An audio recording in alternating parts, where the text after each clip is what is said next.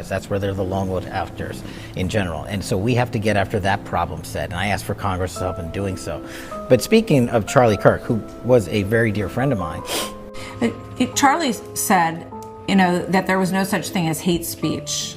He obviously, no one anticipated what happened to Charlie, but you have always been.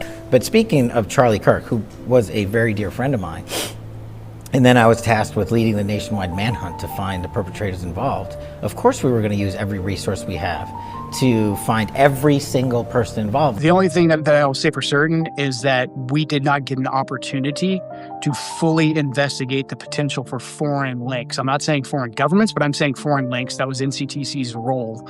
And I think just even a casual observer of the Charlie Kirk case will say, hey, I know we got the guy that has his fingerprints on the gun, so it sounds like it's a slam dunk case, but most people, they know that there was folks posting online ahead of time that Charlie Kirk's going to die at UVU on this specific date. And so it seems that the investigation is complete. What I can tell you from our vantage point, from what NCTC's function was supposed to be, was investigating foreign links. And without getting into too many details, I can just say we didn't get the opportunity to fully run down every lead with. What's going on, everybody? Thanks for being here. Today, I made a 10-minute compilation of a lot of different ways that they're calling for social media censorship. Obviously, I've heard it over the past couple weeks. I think I covered it in my video maybe 2-3 weeks ago, talking about how I noticed that the Trump administration and a lot of agents of the Matrix are slowly calling for censorship again in this country. And it happened to me on Facebook. They're demonetizing my page for 90 days. So I'll just be honest, it extra annoyed me. So I did a lot of deep dive and research. It inspired me to do this video. And I'll show you a lot of different clips, a lot of different stuff going on. And then I'm just going to be fully transparent about how they're using artificial intelligence now to do censorship. I've kind of gone through the process, seeing the future of how they're doing it. And the question is, will they do it as, I would say, aggressively as they did during the pandemic? That's what I think everybody's kind of concerned about. And we'll see. We'll see how it goes out. But I know what they're doing. I know how they're doing it. And I think their goal is to stop people from saying certain things. But I don't think it's really going to work. I think even if you look at the comment sections on a lot of social media, everybody's kind of coming to the same conclusion. So I find it a very difficult task that they're going for. I don't think they're going to be able to just shut everybody up. Here's the show. Dream Rare Podcast starts now. Thank you guys so much for being here. It's the Dream Rare Podcast. Welcome to the show. The way to get the news at the desk or on the road. Let's go. God is great and success in our control. The world is crazy, but we get better from obstacles. Yeah. What's going on Facebook? What's going on YouTube, Rumble? I think we're on X and Twitter today. I'll get into my personal story later. I think that's probably the least interesting to most people. And sometimes when you get into the weeds of social media censorship and algorithms, it's obviously just hard to follow, or like I said, just straight up not interesting. So I want to start with a more interesting thing, and then we'll kind of weave our way there. Not that it's not interesting. I just think it's not as mainstream, or, everybody wants to know how it's going to affect them, not necessarily what it's doing to me. And I put together a long compilation I want you guys to see. It's 10 minutes long. I'm going to chop it into 2 different clips, but it's different government officials. It's different people in the media. It's people's personal stories in media, like Tucker Carlson, who sees it coming. And then also these organizations, or I don't know if they're companies or activist groups, but they're pressuring and pushing social media to censor more people. We all saw this coming. Obviously, it's already came. It goes in waves. It's happened to some people in the last weeks, months, years. Everybody experienced it during the pandemic. And it's interesting to see where the pressure is coming from, because I'm not pressuring any social media companies to censor anybody, but that doesn't seem to be the same for others. So let's play this clip, take a watch, and we'll do it in 2 different segments. I played a little at the beginning. We're going to repeat that, and it's going to go a lot longer than it did. And yeah. Let's take a look. The simple answer, in my opinion, is social media is wildly out of control, and there's too much clickbait in this country. And one of the things I highlighted at Congress in my testimony last week was, if we want to protect our youth, we got to get more involved in social media and online platforms, because that's where the folks, the assassins of this world, get radicalized. That's where they're the lone wolf actors in general. And so we have to get after that problem set. And I asked for Congress help in doing so. But speaking of Charlie Kirk, who was a very dear friend of mine. Charlie said, that there was no such thing as hate speech. He obviously, no one anticipated what happened to Charlie, but you have always been. But speaking of Charlie Kirk, who was a very dear friend of mine, and then I was tasked with leading the nationwide manhunt to find the perpetrators involved. Of course, we were going to use every resource we have to find every single person involved. The only thing that I will say for certain is that we did not get an opportunity to fully investigate the potential for foreign links. I'm not saying foreign governments, but I'm saying foreign links. That was NCTC's role. And I think just even a casual observer of the Charlie Kirk case will say, hey, I know we got the guy that has his fingerprints on the gun, so it sounds like it's a slam dunk case, but most people, they know that there was folks posting online ahead of time that Charlie Kirk's going to die at UVU on this specific date. And so it seems that the investigation is complete. What I can tell you from our vantage point, from what NCTC's function was supposed to be, was investigating foreign links. And without getting into too many details, I can just say we didn't get the opportunity to fully run down every lead with foreign links. But in any case, you see Mark Levin saying people who criticize the government of Israel, and that is his, and to the extent there is one, the official definition of anti-Semitism is criticism of the government of Israel, the secular government of Israel, which is not supported by all Jews, that's for sure. But no matter, criticism of a foreign government is hate, tantamount to violence, is stochastic terrorism, the left might say. And Mark Levin, the right-wing MAGA guy, is saying those people should be silenced by the tech companies. But that's not censorship because somehow it's not. First time things like this have happened, but it really is problematic because so much of it is protected. And you heard people say, don't you believe in the First Amendment? They don't even know what the First Amendment believes. Do you want to deplatform people? The libs do that. I don't have any problem with deplatforming Nazis or jihadis. I don't have any problem with deplatforming them. I'm also disappointed in TPUSA that continues to platform you. It's not about free speech. You could be heard by millions regardless. Some unsolicited advice. Stop long enough to remember who you used to be and what you used to stand for. So, as expected, knee-jerk. For the record, I'm strongly anti-Nazi. Does he sound that way to you, America? Oh, you're going to hear more. Well, that is exactly what Republicans, including Donald Trump, described as censorship when the last Democratic administration did it at scale during COVID. That is exactly what they were talking about when they said the Biden administration engages in censorship. And they were right. Telling tech companies, which are dependent on federal contracts, that they have to toe a political line is the same as banning speech because tech companies are the conduits through speech flows. So yes, that is censorship. And then you had the assassination of Charlie Kirk, and Charlie was one of the most vocal advocates against a regime change war inside of Iran. And he was advocating heavily that we change our stance in regards to our relationship with Israel. He was in the White House lobbying President Trump to not attack Iran in the lead up to the 12-day war. So Charlie would have been very, very much against what's going on right now. He's then killed in September. And so I think it's irresponsible for us not to look at all of these things on a broader timeline and see where they fit into what's taking place right now. Again, we were stopped really early on from thoroughly investigating. And all that I can say is that we had more foreign connections. I'm not saying a foreign government, but I'm saying foreign connections to look into, to thoroughly do our due diligence from an investigatory standpoint that, in my opinion, was not done. And Mark Levin, who has positions that are shared by only a tiny percentage of the American population, and this is knowable through public opinion polling, is telling you that anyone who disagrees with him must be silenced. Who accuse Israel and the prime minister there, Netanyahu, of dragging us into a war. Who accuse Jews of controlling the president, Jews controlling our foreign policy, and all the rest of the Jew hatred they spew. But he's just a weekend host on Fox News. Who cares what Mark Levin says? Well, as if on cue, Mark Levin's suggestion on Fox News has now been bolstered by an actual piece of legislation sponsored by Josh Gottenheimer, the Democrat from New Jersey, and amazingly, Republican MAGA stalwart Mike Lawler. I got text about you, Megan, saying, why is Megan like doing the bidding of Hamas? I was like, what are you talking about? Megan's the best. Like, what? Like, she's amazing. And I said, why are you texting me about Megan? And I at that point, and so this is what they don't understand. You and I, Megan.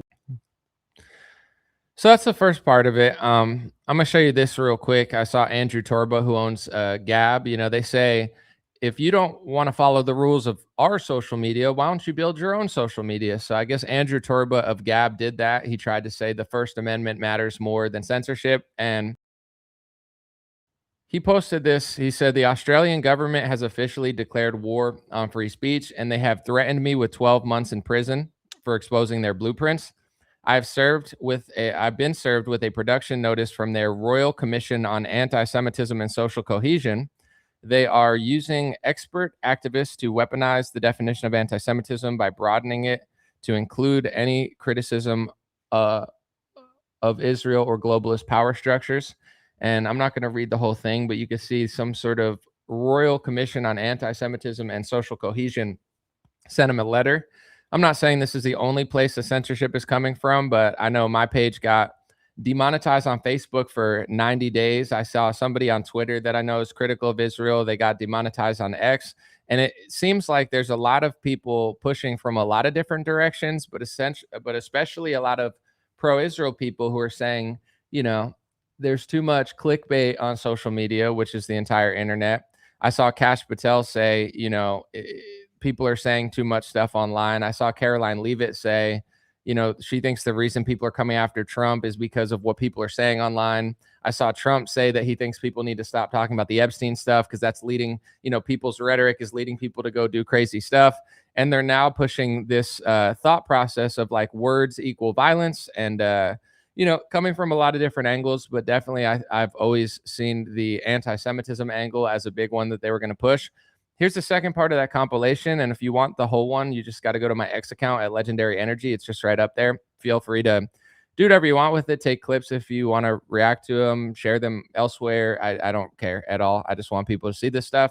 And this half of the compilation includes some sort of like Israeli cyber firm company or something that admits that it's pressuring all sorts of social media websites, and it's getting them to successfully delete videos. And I want to say this right before I play the compilation. I just did a video. I'll probably play it later and then get in trouble again. But I talked about Thomas Massie and how his opposition's getting bankrolled by 3 Zionist billionaires. And I think maybe because I use the word Zionist now, that video got flagged on Facebook.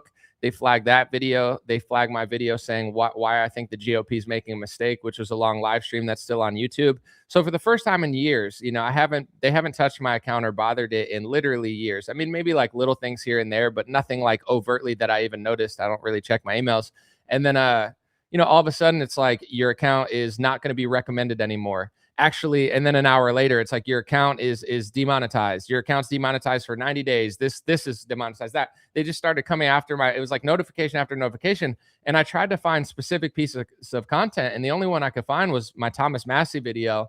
And you know, literally all I talked about was how I like Thomas Massie, how 3 Zionist billionaires are funding his opposition, and how Trump takes money from Israeli donors and does what they want. But you know, for a while, you were allowed to say that on Facebook. For a while, you were allowed to say that on Instagram. I think hopefully it's still the case. You know, hopefully it's not cracking down on everyone, but they're slowly going up the ladder again.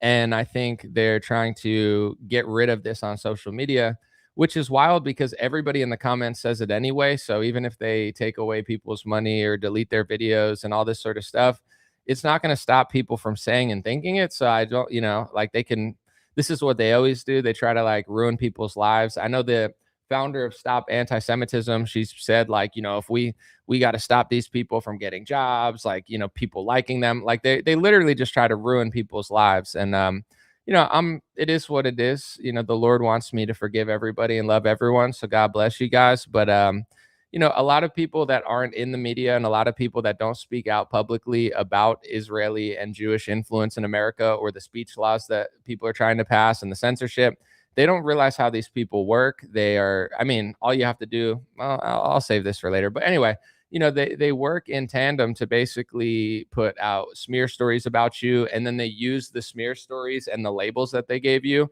in order to then bring them to social media companies to try to ruin your life, to try to make everybody hate you, to try to, make them censor you, take stuff off of, like, they just never stop harassing people. And the last 2 years, I'm gonna be honest, I'm not even really flustered. Like today, my throat doesn't feel like 100%, but I'm not even flustered because I knew this was coming in some form, based on all the work I was doing. Like, it's not that I want it to happen or it's okay, but I'm at peace with how things are. I understand, what comes with this. I've been demonetized on and off probably like 20 times now for no reason. There's no customer service, etc. So I'm not, this is not surprising to me. I'm not angry. It just is what it is. I deal with it like everything. But, things were too good for 2 years. I was like, dude, they're not censoring me. They're letting me make money. They're doing this. They're doing that. You saw me do less live streams because I was like, I'm not going to, I just saw how much I make per YouTube live stream. It's not like incredible, but it's better than I thought I was doing. Like, I don't even really pay attention that much because I was like, as long as I have an income, I'm going to work at my own pace. I'm not going to like try to do a million things at once. Let me just try to be happy, enjoy my life, and do what I need to do. But apparently that's never the case. So I'll say thank you to, the people that are constantly doing this to me, because you kind of motivate me. Sometimes I wouldn't say I get lazy because that's not the case, but sometimes I get, comfortable and happy in my life. And then they always try to come after me. So, if that's the case, then you just inspire me to work harder and to let the whole world know that this is what they do to everybody. And until everybody wakes up, which is already happening, to what they're doing and how they're doing it, they're just going to keep doing it. And they hate to see American citizens speaking freely with the First Amendment on social media platforms. They don't want that. So here's the second compilation. And Tucker is in the same category, and they've tried to go after Tucker. Yeah. Is that the more you attack our moral character, the more we're going to double down in a direction, because 100%. Screw you, I don't do it that way. Two of the most florid and least ashamed neocons in the United States Congress introduced legislation today to compel the tech companies to ban people who criticize Israel. Okay, and I will say this, the behavior by a lot, both privately and publicly, are pushing people like you and me away. Not like we're gonna be pro-Hamas, not like we're gonna, but we're like, honestly, the way you are treating me is so repulsive. I have text messages, Megyn, calling me an anti-Semite. So Cyberwell now is taking, you mentioned over 10,000 examples that we've reported to social media platforms. Actually, the number is much higher at this point, around 11,500. And we believe those flags have been responsible for removing well over 300,000 pieces of content is what we estimate. Cyberwell is fighting back by taking our high integrity data on what online anti-Semitism is. I have text messages, Megyn, calling me an anti-Semite. I am learning biblical Hebrew and writing a book on the Shabbat. I honor the Shabbat, literally the Jewish Sabbath. I visit Israel and fight for it. And there's another article out in the Times of Israel today. I could read it on air. I was just reading before I got on. Charlie, what are you doing? Like, what am I doing? I'm sorry. Like, let's just take a step back here. Like, I'm an American citizen. And actually using LLMs and generative AI to really take the brain of our human analysts and identify anti-Semitism accurately online. And we believe that this type of work is not only what's going to be able to help social media platforms automatically flag and remove hate speech that violates their policies, including anti-Semitism, but is a crucial thing to do as we look at the rollout of AI, because all of these large language models are trained on online data, including anti-Semitism. So the president and the secretary have made it a priority that they are going to not tolerate anti-Semitism anywhere and by anybody.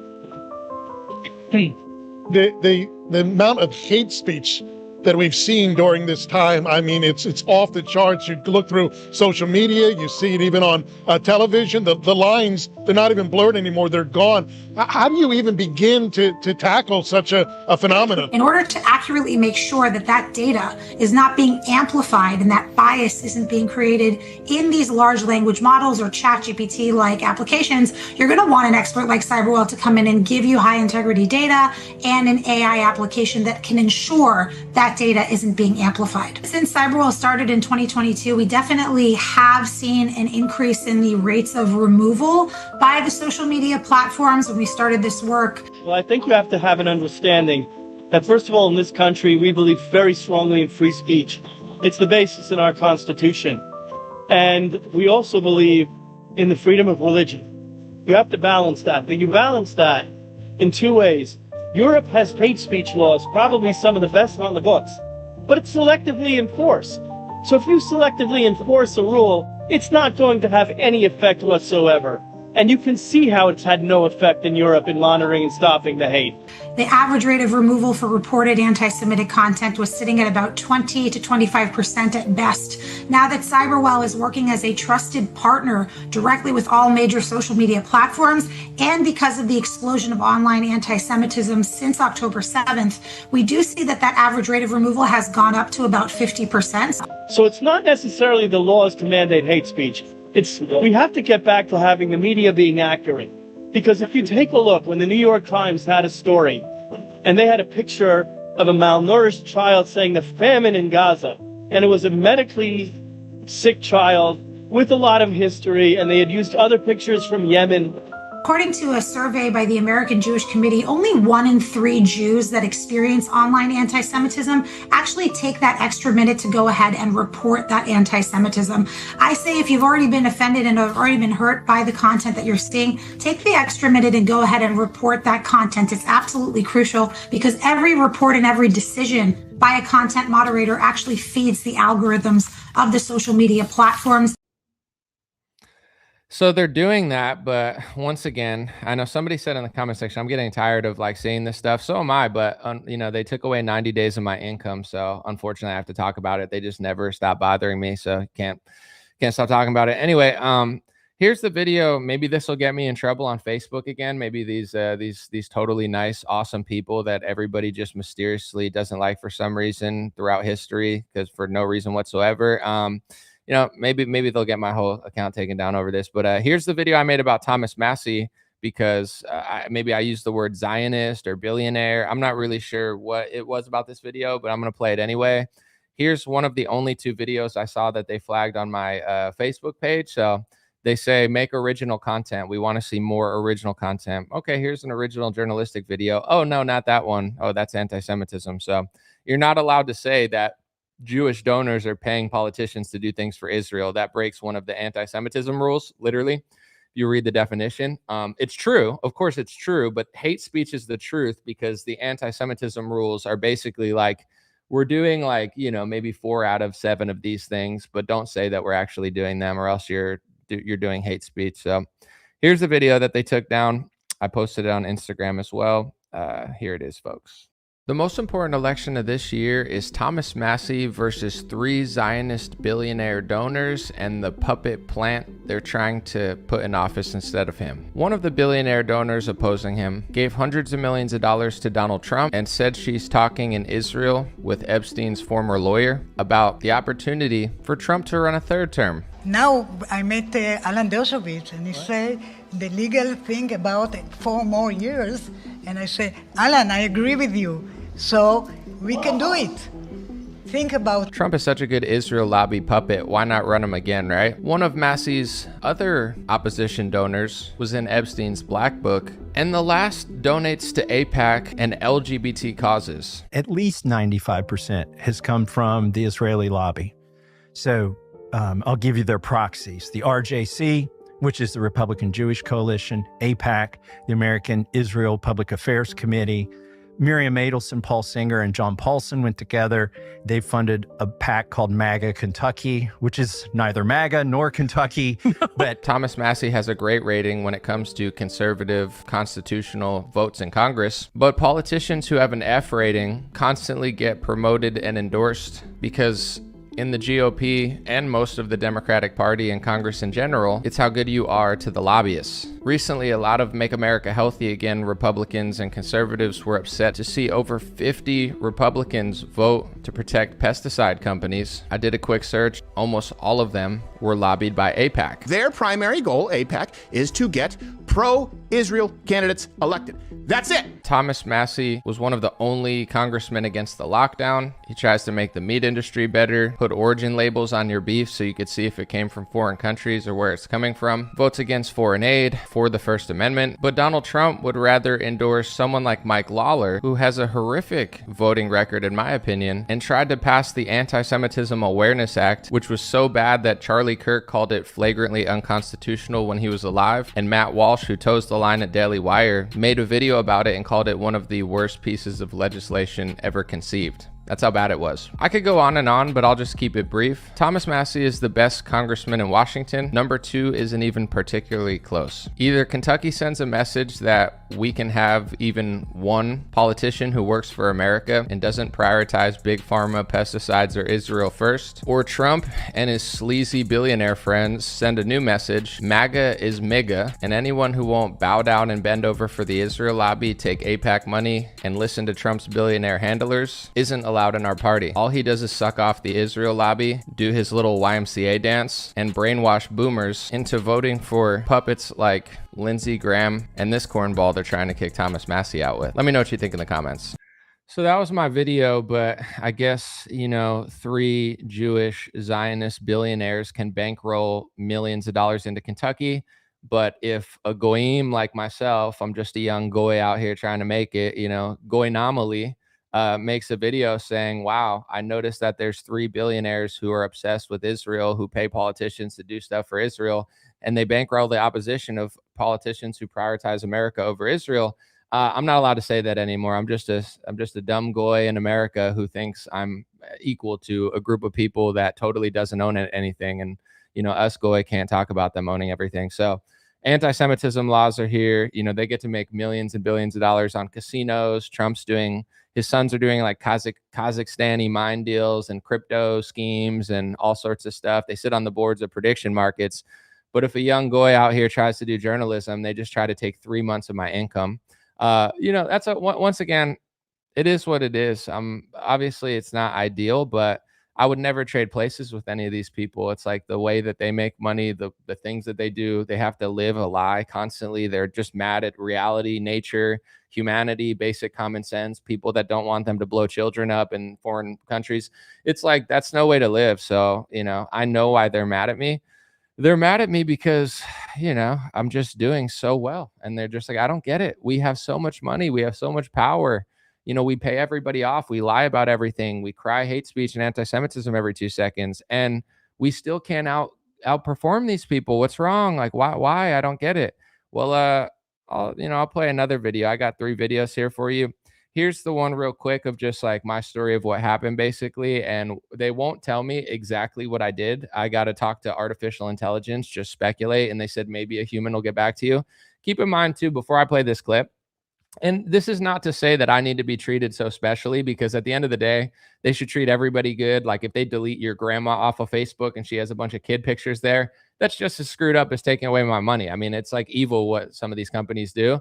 But you would think like bigger business, like say somebody does a lot of business with a company, usually they try to prioritize like that sort of thing. And I'm in like the top 1% easily of Facebook. I had 900 million views. I have 1.5 million followers. I'll show you in this video, they've flagged me before as the #1 post in certain categories because they have all the data. And that's when NPR wrote an article about me during the pandemic, because they had the data on the Johnson & Johnson vaccine. For whatever reason, they were just trailing that topic. And they freaked out because they were like, how is some random guy named Anomaly #1 over New York Times, Fox News? Like I was the only one in there that wasn't a multi-million or billion-dollar corporation. So then with my taxpayer dollars, maybe, because NPR isn't it like taxpayer funded? They write this whole article about me and say, calling for my censorship, but having to admit that I didn't actually like post an article that wasn't bad. It's just crazy the type of stuff they do. And I don't even talk about it much because 1, I feel like it comes across as complainy. 2, it's not that important in the grand scheme of what's going on in the world. And 3, a lot of us are trying to keep stuff in the past, like the pandemic. We could sit here and talk about how crazy. I was on the phone with my friend and we were like, dude, how crazy was it what they put us all through? They memory hold everything they did to us during the lockdowns. And it's a combination of like, we don't want to talk about it because it gets stale. you don't want to talk about it and think about it because it's like traumatizing everything they did to you. So everybody just acts like it never happened. And, you know, Trump and Biden and all these skis bags in the Democratic and Republican Party, they don't want to talk about it because they were all in on it. So it's like this, the craziest thing that's happened in modern human history has been completely memory hold. And even for me, it's like, I don't want to talk about the censorship I used to have if it seems like things are turning a new leaf. But, you know, now that they're bringing all this back, it's like memory lane flooding down. And I want to just let people know, because I think this is the number one thing people are concerned about. And I'm not saying you have to be, I don't care. But it's like, why would someone be concerned about my well-being? I'm fine. I'm not saying anything's wrong, but I'm just saying people are like, I don't want to be locked down again. I don't want to be enslaved by like a company and a data center. I don't want to have to deal with what I dealt with. I don't want to be kicked off of social media. I don't want to be silenced. So I think like everybody kind of feels that it's been pretty chill over the last year. So almost like too chill. Like when the sound goes out and you're like, it's a little too quiet in here. Like I'm a little suspicious. So here's what happened to me. And then I'm going to move on and play another video that I made of a Dan Parscale, Trump's former campaign manager, taking $6 to $9 million from Israel, and he had to register as a foreign agent. So I guess foreign agents at Salem Media are allowed to do whatever they want working for a foreign nation. But God forbid an American goy just goy out a little bit with his homies. It's not as welcome, I guess. But anyway, here's the clip. Is AI censorship coming back this election season? It's already happening to me. Watch this full video and I'll explain. My Facebook page has 1.5 million people. I've reached over 900 million people in post views in the last 90 days. And yesterday I got a bunch of notifications saying they won't recommend my page. They're taking away my monetization for 90 days, multiple violations. So I'm trying to figure out what I did wrong. Here's what I saw first. They mentioned my page was focused on civics, vaccines, or other sensitive subjects. Punishing people for talking about civics. Civics is the study of rights, obligations, and duties of citizenship, focusing on how individuals interact with and participate in government. This is beyond Orwellian. I tried to find a specific post that got flagged, and I saw two of them. One was my recent video about how Thomas Massey's election is important because 3 billionaires are bankrolling his opposition. It's the only person in Congress that I actually like. Apparently that's a violation. I made a long live stream about, as a registered Republican, why I think the GOP is making a mistake. I guess that was a violation, and that's really all I could find. And like I said, despite being easily in the top 1% of creators on their website who's been a user for decades now, I had to interact with their new artificial intelligence. They told me that I can't speak to a human, and their new AI is a lot more advanced than their old AI. I mean, Facebook, I'm grateful for their business over the last couple decades, but they've had the worst customer service for a long time. So I asked AI, what are some other reasons my page is being punished? And it said, you know, it might be the fact that you're talking about civics and public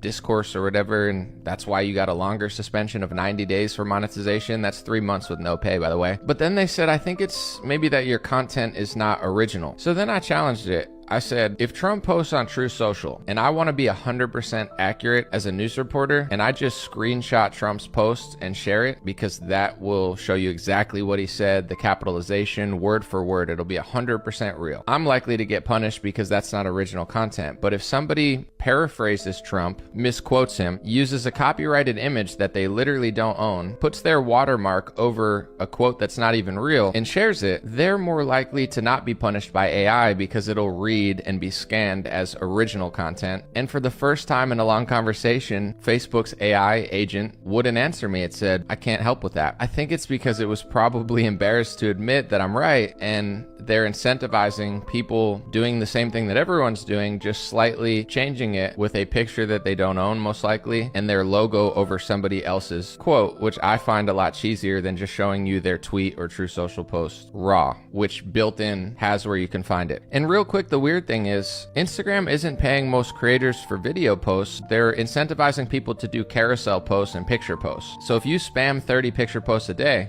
you're gonna make money. But when I post original video content on Instagram that takes me hours to create and gets millions of views, they don't pay a single dollar for it on Instagram. On Facebook, if I take 10 hours to do a long video, they don't even want you to do long videos on Facebook. My bread and butter was original news reports for most of my career. And then all of a sudden they turned every long form video into a reel. Then they said your live streams are going to get deleted after 30 days. The message is loud and clear. Facebook doesn't want me to do long form, but they basically forced creators to post pictures all the time. But then when you post pictures all the time, they flag you and say it's clickbait. The whole internet is clickbait at this point. But I find it really strange that they mentioned civics to take away my pay for 90 days. Let me know what you guys think in the comments. I've had this happen to me several times throughout my career. I'll be fine, but are we in the new age of artificial intelligence censorship? Do I ever get a conversation with a human being at Facebook? Is that possible? They've talked about me in the news. During the pandemic, NPR wrote an article about me for being the #1 J&J vaccine post on all of Facebook, and they were just bewildered that I was crushing the New York Times and other mainstream media publications, and people in that article were calling for my censorship, yet some dingbat professor that they referenced said, I quote, "The issue is, this is a factual report. Why is that an issue?" I knew how Facebook was censoring, so I shared a CNN article about the Johnson & Johnson vaccine, thinking they wouldn't censor that. And because it was the #1 most viewed post about the subject, they decided to write an entire article about it. Fascinating stuff. Yet I can't find a human being at the company to have a conversation with me. Crazy times we're living in. Just thought I'd share and document this.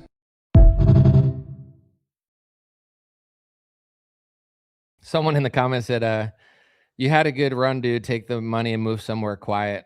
I mean, maybe that's the smart idea or something. But anyway, with that J&J post, I know that they kind of just track me, because when all that stuff came out, they just had like a way to know that I was the #1 post on that topic on all of like Facebook. And then they wrote this crazy thing about it. So without giving you guys like too much or saying too much, I do well. I'm not going to complain. I've saved up money, so it's not going to like make or break my life or anything. But anytime I really start crushing and making like actual life-changing money, they always take it away within like a month or two. I know they just see the back of my account and they're like, there's no way we're going to let this guy do this right now. So it's whatever. I'm used to it. I get it. I'd rather that be the case than me be like a sellout or a fraud. So it's not a big deal. But I will say this too, when it comes to how they're using AI right now, I mean, obviously I just showed you that they said civics, which is like all of politics. That's crazy. Vaccines, they're censoring vaccines again, sensitive topics, hate speech. I've looked at way too much Facebook stuff trying to like figure out what they're doing to me. And like, I've looked at their community guidelines. They still do and say all the same stuff. So when you see these like Jewish Zionist organizations saying they already have the rules, like they just got to enforce them, I'm sure it's not just those groups, but there's a lot of groups pressuring Facebook and showing them you have a community guidelines that say you're going to take away hate speech, that say you're going to censor civics conversations or whatever. Why are you not using it? And I guess they're using it now. And what I'll say too is if part of my flag was not just the politics that I'm talking about or the hate speech, and it was unoriginal content, here's what I want to explain, not just to you. And I know they're not listening to me, but this is what I do. I just talk, and whoever hears it, hears it. When it comes to like unoriginal content, I had a long conversation with their AI bot who like knows what they're doing because it's programmed that way. And I was like, so like, what do you want me to do? Because on my Facebook page, I post a lot of stuff, but here's my thought process. I explained it a little bit in there, but I want to get into more detail.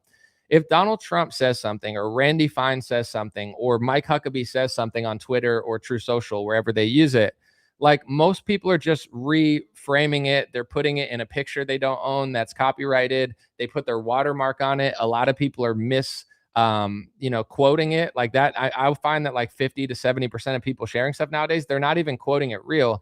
So as somebody who posts stuff all day, I always have to go find something if it's and figure out if it's real. And I always try to go to the source. So if it's an actual video, I try to find the video. If it's a True Social post, I look for myself. I don't believe what other people are saying. So when I go to share what Trump says on True Social to my Facebook page, the reason I just screenshot as True Social is because it's the most accurate way to give you 100% of the facts of what he's doing.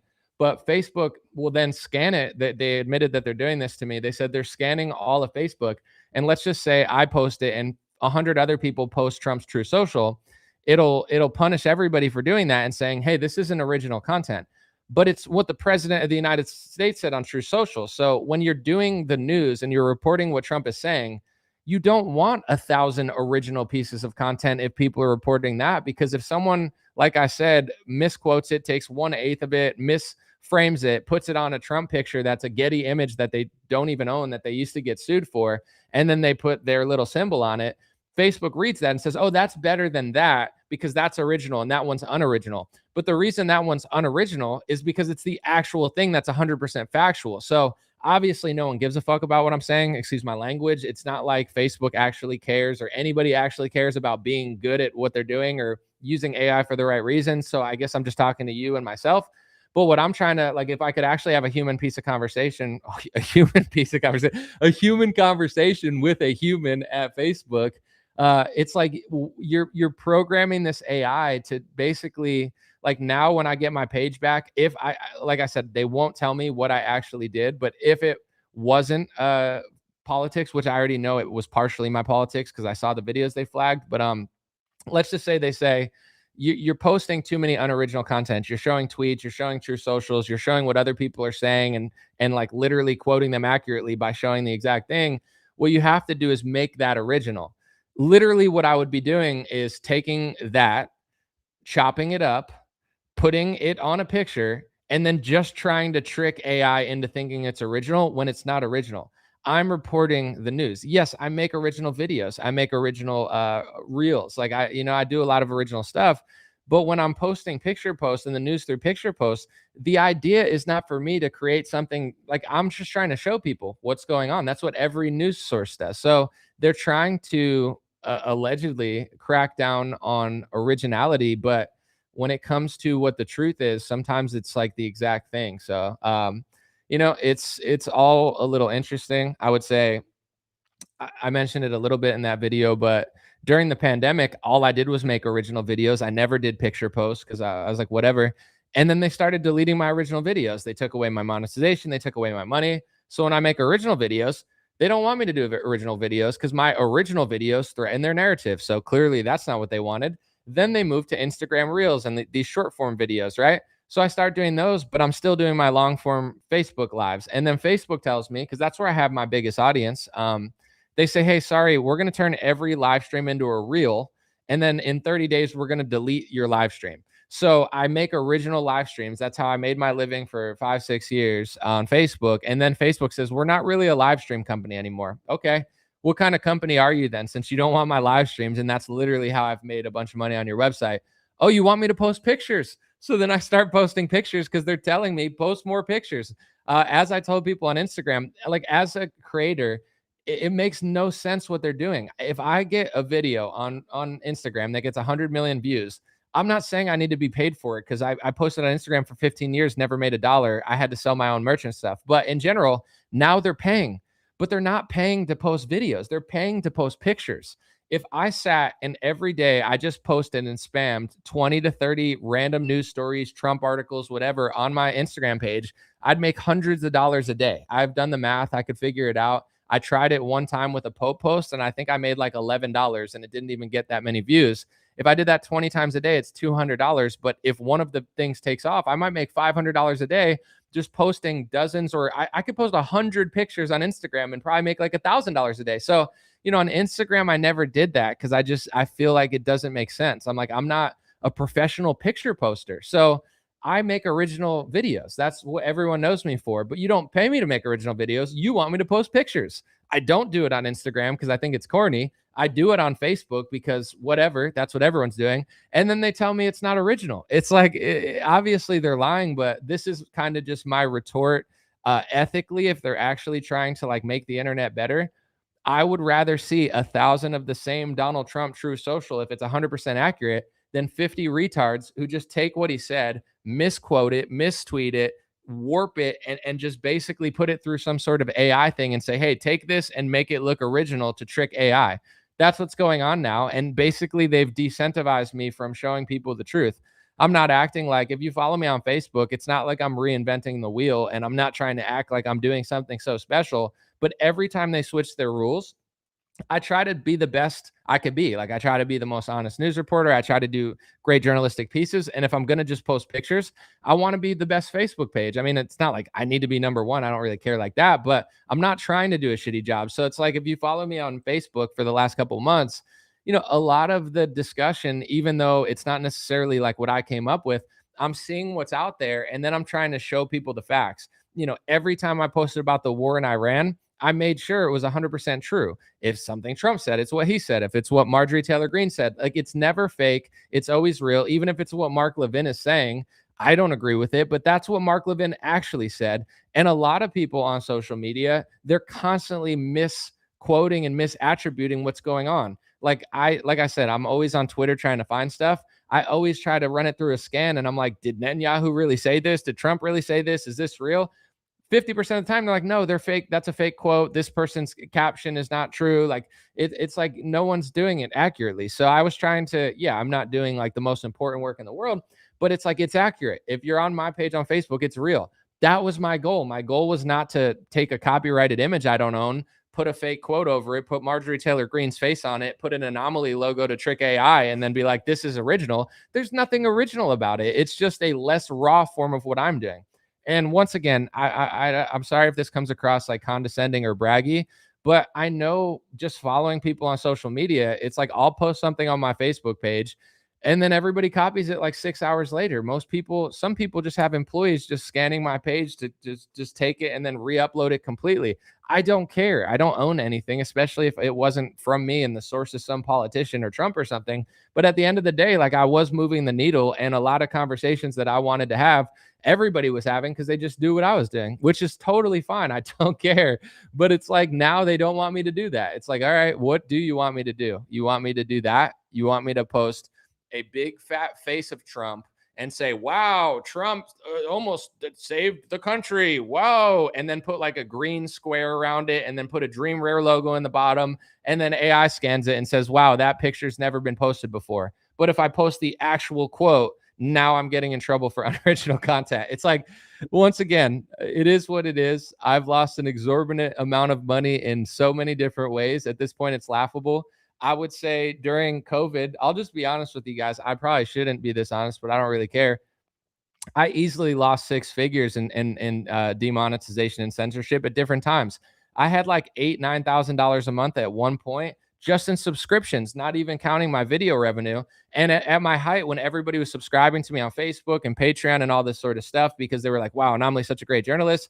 As soon as I hit like my peak, Facebook demonetized me completely and wouldn't even allow me to talk to my subscribers to let them know that I've been censored. So I was super pissed off because I'm like, not only are you screwing me over on the website where I have all these subscriptions, but you won't, like, the inhumanity of not even letting me tell my subscribers that this is even happening, because it's like, I can't use this function on your website. Like, they took that away. They made people not want to subscribe by that. They took away my monetization for months. They deleted videos with tens of millions of views. They cost me over 6 figures during the pandemic, which is fine because I made money as well. But I'm just saying, it's like, anytime I hit my peak and anytime it's like, wow, if I could do this for a year, this is life-changing money, and then I don't have to work that hard the rest of my life. They just take it away every single time. It's like they see me hit the peak and they're like, there's no way.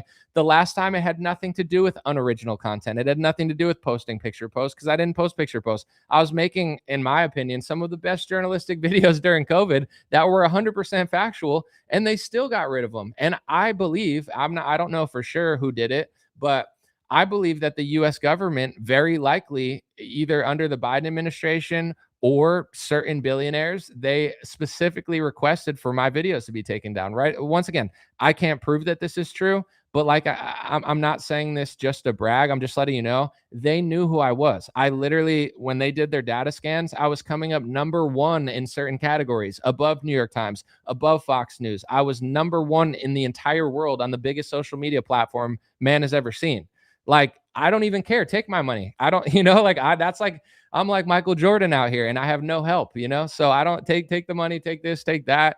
At least thank you for letting me know I'm #1 in certain categories. You have no idea how much it means to me, considering that I don't even have an editor. I don't have a team. I don't have a social media guy posting for me. I don't use AI for my captions. Everything I say is what I think. So it's like, if that's what you got to do to knock me down, then that's what you got to do. But the reason is because I'm crushing so hard. So whatever. They did that then. They've messed with me in other ways. Obviously, I've told people in right-wing media, not that I really give a shit, but as soon as I realized that Israeli influence and Zionist and Jewish influence, for lack of a better term, is, leading the GOP to believe in anti-Semitism speech rules over the First Amendment, They cut me off there. The music industry cut me off in my 20s. I'm not, can you feel the joy right now? Like, I'm not even mad. It's like, I did it. I know what you guys tried to do to me in my 20s. I know what you tried to do to me in my 30s, and I still made it. So it's like, I don't even, I consider this like a victory lap. It's like, I've gone through so much. I've been rapping since I was 19 years old. I had record label meetings when I was 21. I got invited to New York City to meet with some like multi-millionaire billionaires on the street to have I had a street meeting. Then I had a meeting with a major label. Like, I was being shopped for music contracts in my 20s. I never wanted to do what they wanted to do, whatever. I never talked about it, never really complained about it, just kept moving, did this, they took it, did this. It's like, you can't stop. It's actually hilarious. But, they did all that. Then it seemed like social media was backing off recently. And I was like, dang, this is pretty sick. And I told my buddy too, I was like, dude, I'm crushing too hard. I told him, I said, I hope they just leave me alone for 3 months. I don't even need a year or 2 years. I mean, they should just leave me alone forever, but I know how these things work. I'm like, just give me 3 months, not a year. But they couldn't do that. That's okay. Let me play a clip of what they do allow, though. Apparently it's okay to take millions of dollars from a foreign country and register as a foreign agent and just, be the chief executive officer of one of the biggest media companies in the country. I guess that's okay. They'll just run Israeli propaganda through conservative media and brainwash boomers. But this is Brad Parscale and a company that I believe Donald Trump Jr. is invested in. At this point, what's he not invested in, dude? Guy's having a record run out here. The Trump kids, man, they're crushing it. Them and Kushner, woohoo! I wonder if they get censored too. Probably not. But here's that video. Can I prove that foreign agents are pumping foreign propaganda into United States media? Yes, and give me a minute of your time. Last year, former campaign manager for Donald Trump, Brad Parscale, registered as a foreign agent for Israel. According to his foreign agent registration, he was tailoring content to Gen Z audiences, and one of the bullet points was integration of narrative messaging into Salem Media Network properties and aligned distribution channels. Reports showed that it was a $6 million contract, $1.5 million per month, but then it was extended to $9 million. And in January of last year, Salem Media Group announced that Brad Parscale would be their chief strategy officer. So since his foreign registration said he had to integrate into Salem Media, I curiously just looked up what they own. It's a lot. Townhall.com, RedState.com, PJ Media, Hot Air, Twitchy, Bearing Arms. Apparently 95 stations across 35 markets, a massive amount of digital Christian properties, plenty of news hosts either work directly with Salem or let them do distribution for their show. And I saw that last year as well. After Brad Parscale got there, Salem Media Group announced a landmark deal with Don Trump Jr. and Lara Trump, where Salem would acquire 30% stake in Don Jr.'s app, while the Trumps obtained an undisclosed equity stake in Salem Media Group. And in their press release, they said that they aren't just business partners with Salem, they also now have a significant ownership stake in the company. So I don't know who at Salem is pushing Israeli propaganda, but clearly their CSO, according to his registration, pretty much has to do it. He's getting paid to do that. I wonder how many people accusing Tucker Carlson of being a foreign agent when he's countering mainstream media propaganda and clearly doesn't work for Israel. I wonder how many of the people accusing him are doing what they accuse. The Jerusalem Post reported inside Israel's Esther project, Justice Department filing exposes secret influencer PR campaign, so there's definitely a budget for that. And Trump himself said he took $250 million from an Israeli-American mega donor who, in tandem with her husband when he was alive, Trump said would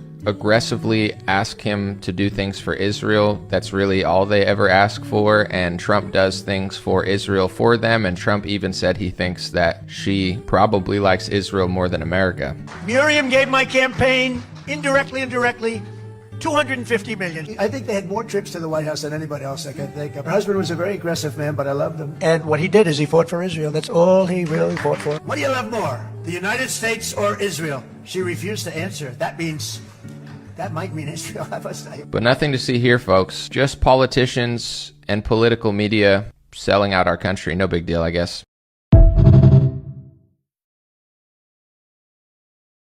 It's all good. If you're a good goy, you just take that foreign money from Israel and then register as a foreign agent, and then I guess Salem Media just lets you pump propaganda through their media channels with no discretion.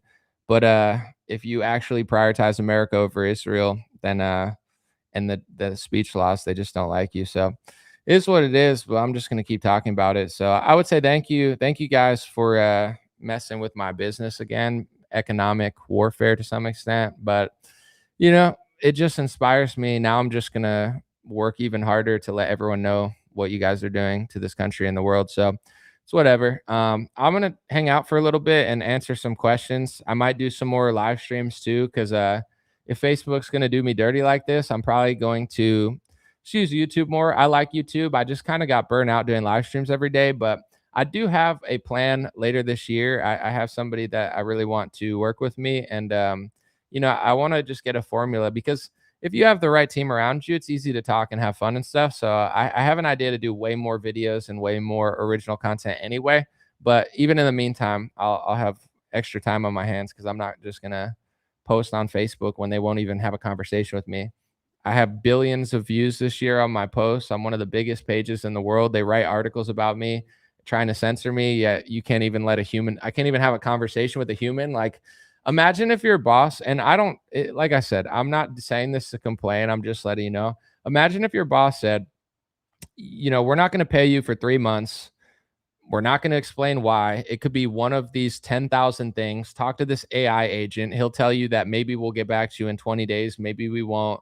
But we still want you to work, but we just don't want to pay. It's like, it's actually crazy what they're doing. And it's crazy to see how they don't care about literally anyone. And I think if I worked for like the Daily Wire or Fox and had some sort of mega corporation behind me that did actually paid Facebook, like I'm pretty sure some of these companies, I don't know which ones or how much, but they're paying for advertisements, and they're paying probably YouTube and Facebook to run ads, etc.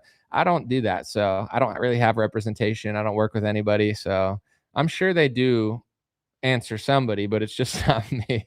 So thank you, Eddie. I appreciate it. And let me thank you, Aaron. I appreciate it. Dreamer, I haven't even promoted my hats and stuff in a while. These are the new hats. This is the new white hat. This is a new black hat right here. Yeah, they're super dope. I like them. Like I told people before, you just have to curl the beak a little bit. The last one, I think they were pre-curled, or they were just like bigger. These ones are like more golf hats, but dreamrare.com, you could pick up a hat. That's cool. I want to let you guys know too, like I do right now, I'm chilling, like I'm fine. But if I do another subscription thing, like I got rid of my Patreon recently because I wasn't really using it and I didn't want people to have to pay. I want to do something, but I want to do something worth subscribing for. I should have something now, because it's like, if I'm being censored, that's like a good like segue to like, hey, give me your money. I'm being censored and I'm not making as much money. But I just don't feel like doing that. Like, if I really needed money, like I'd probably beg a lot harder. But I don't know. I want to do something meaningful. I want to be able to stick to it. I want it to be worth it. And then I'll ask people to subscribe. But until I can find something out, it's like, here's another video.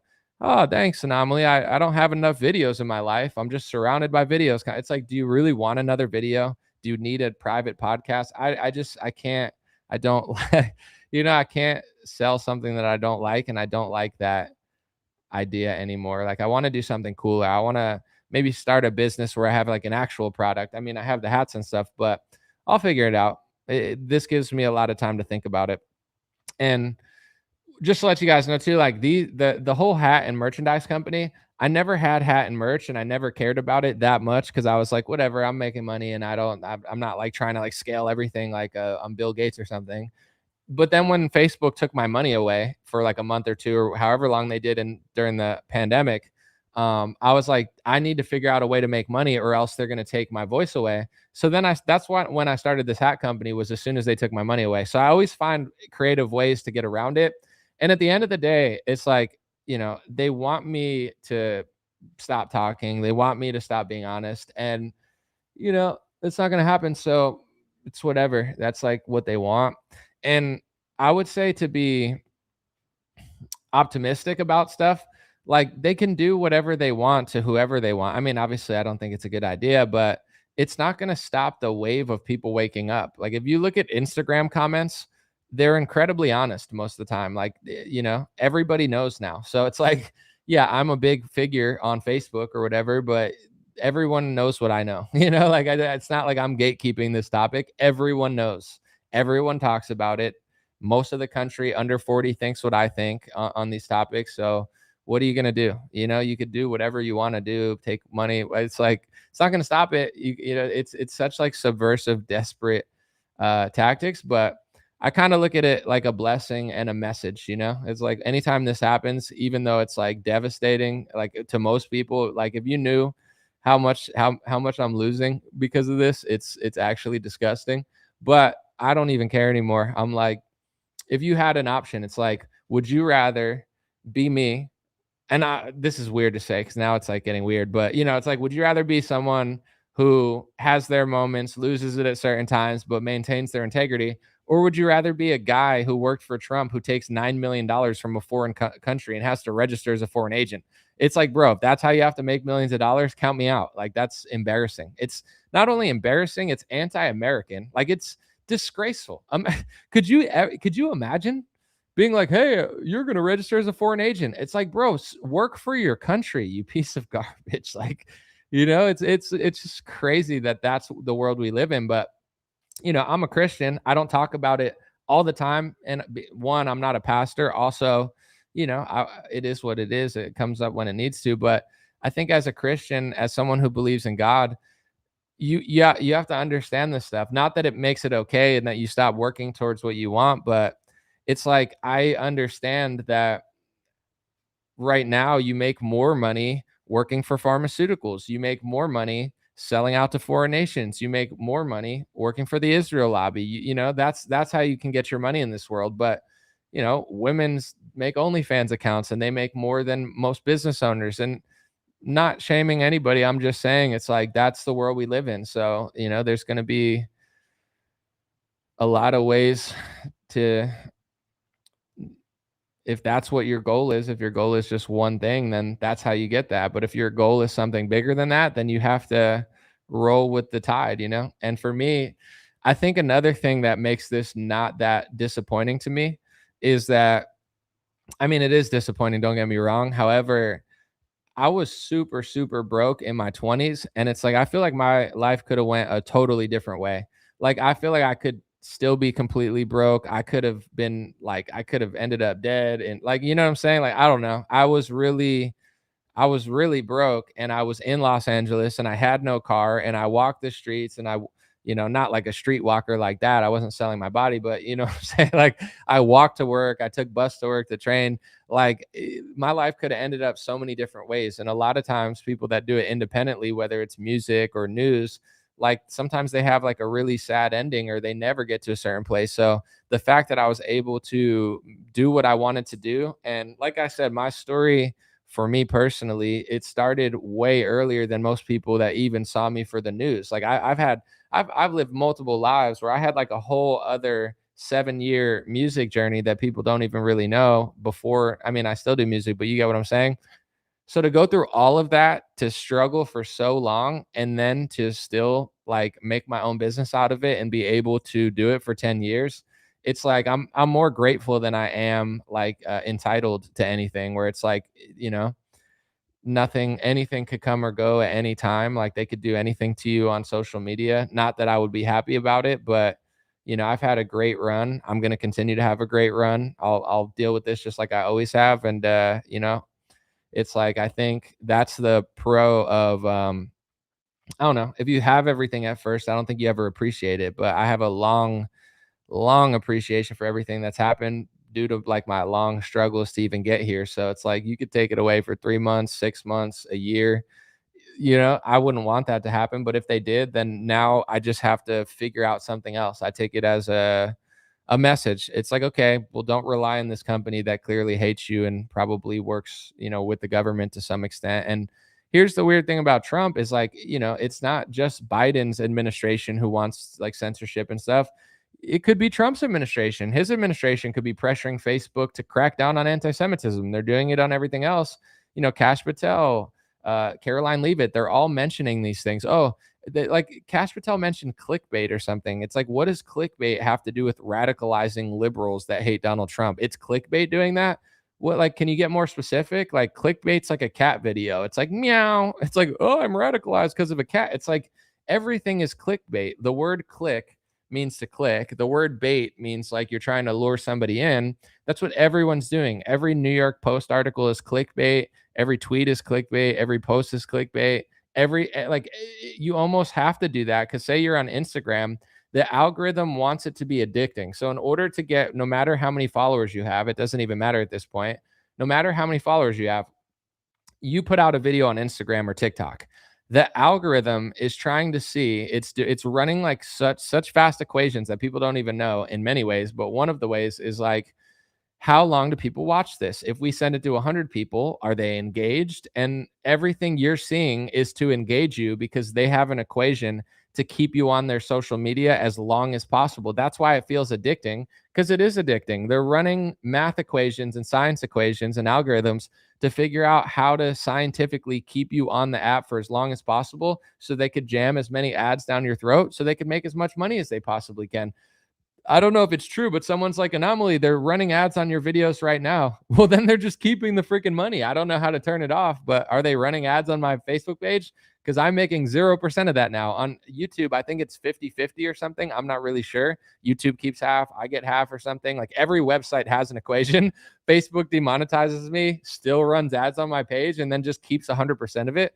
Why don't they just demonetize everybody then? Then they could use the community guidelines to just steal all the money. It's like, wow, what a good equation they have there. But, with Instagram, if it's not clickbait, no one's going to see it. Like, if it's a video that no one wants to watch, it gets washed over in the algorithm. If it's a video that's enticing and baits you in and makes you want to watch the whole thing, then it gets viewed. So it's like, you're going to crack down on clickbait because some guy ran through 10 Secret Service agents, and some, Secret Service agent with a dog or police officer walked away. Dude, they followed the guy into a room. You think about how close he was to all of them, right?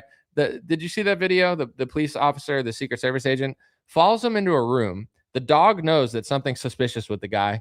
And then the guy walks out and turns his back to the guy in the room with the gun.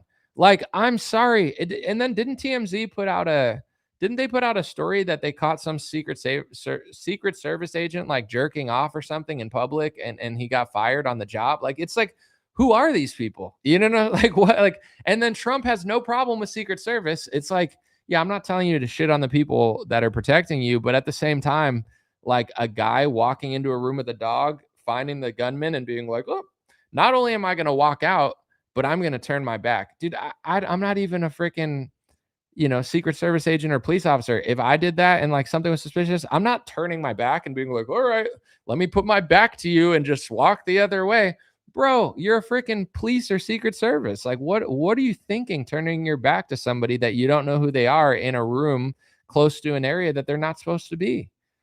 Like, it's insane. Someone said only 42 viewers is wild. Well, we have more on other platforms, but yeah, like with Facebook, guys, I used to get like 20,000, 6,000, 8,000 live viewers, 10,000. Like, they don't care about live streams anymore. And I'll tell you why they don't care about live streams anymore on Facebook.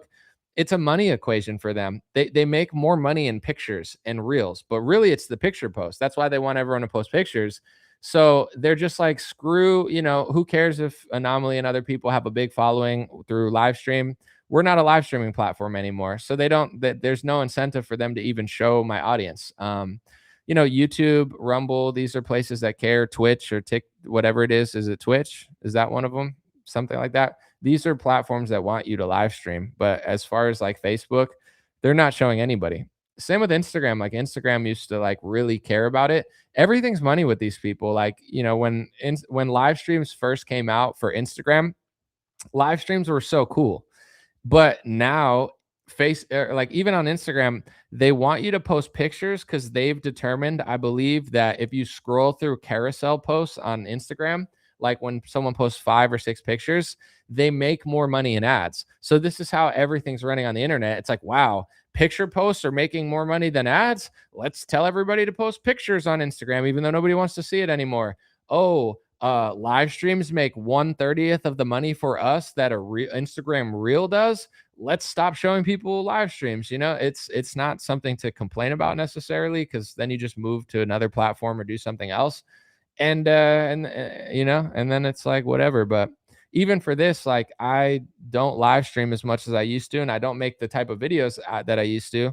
So I'm not going to get the type of numbers that I used to on YouTube. It's not like rocket science. It's not, in my opinion, censorship. It's just I've been focusing on something else. That's why if you look at the video I showed you before, I had over 920 million views on Facebook in 90 days. That's like historic. So it's like, if I'm doing that with 80% of my time, then why would my YouTube channel be growing at the same rate it would if I was spending 80 to 90% of my time on YouTube? So for me personally, without boring you guys too much, I stopped chasing everything for a while. If you have a following on every platform, you want to just keep feeding everybody because it's like, it's good. You're making content, everybody's seeing it.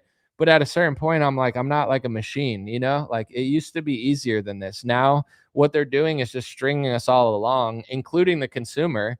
And like everything is like this addictive, the same way the consumer and we're all addicted to like swipe, reel. They're doing the same thing with the carrot on the string to every creator to make us like run in circles doing stuff. And then they're just pulling the money out. So it's, it is what it is. But I don't know where the future is going to go. I mean, obviously, like AI censorship is a thing, but even with like AI video, not videos, but like replacing jobs, there's no humanity to everything. Like it's just like, what if we cut 90% of our workforce and then we can make $20 billion? Okay, but can we get some humans? Like, can we get like a phone call? You could still call Amazon and they'll answer your call, or like, even like Uber Eats, you can like, they'll connect you with somebody probably in India or something to talk to you. But some of these companies, they have no human service. And it's like, bro, they don't care though. It's like, they just know like, whatever, we'll pull this out and then we'll just make more and more money. But at a certain point, it's got to backfire on these people, or like half the country is going to be out of a job. I don't know where it's all going. And this is another crazy angle to what they're doing as well. Not that they care. Like, say during the pandemic, right? They tell you on the television, we're all in this together. We're all in this together. You don't have a job. We don't know when you're going to go back. Like it's all weird. We're going to give you these like little Trump checks, but we're all in this together. Meanwhile, they're cutting off my pay on Facebook. It's like, think about how messed up you have to be to take away everybody's job. And then I'm working and doing well because I'm allowed to somehow from my house. And then you take my money and then tell me we're all in this together. It's like, wouldn't that be a time that you wanted to help people more and pay them more? Not that they care, but it's like, even now the economy sucks. Let's take 90 days of your pay, while Trump's starting a war and making a fortune with his sons and Jared Kushner. Dude, I guarantee you, if Trump was losing money, if Trump was losing billions of dollars from the Strait of Hormuz not being open, I guarantee you he would want to restore order fast. But he's cashing out. His sons are cashing out. Kushner's cashing out.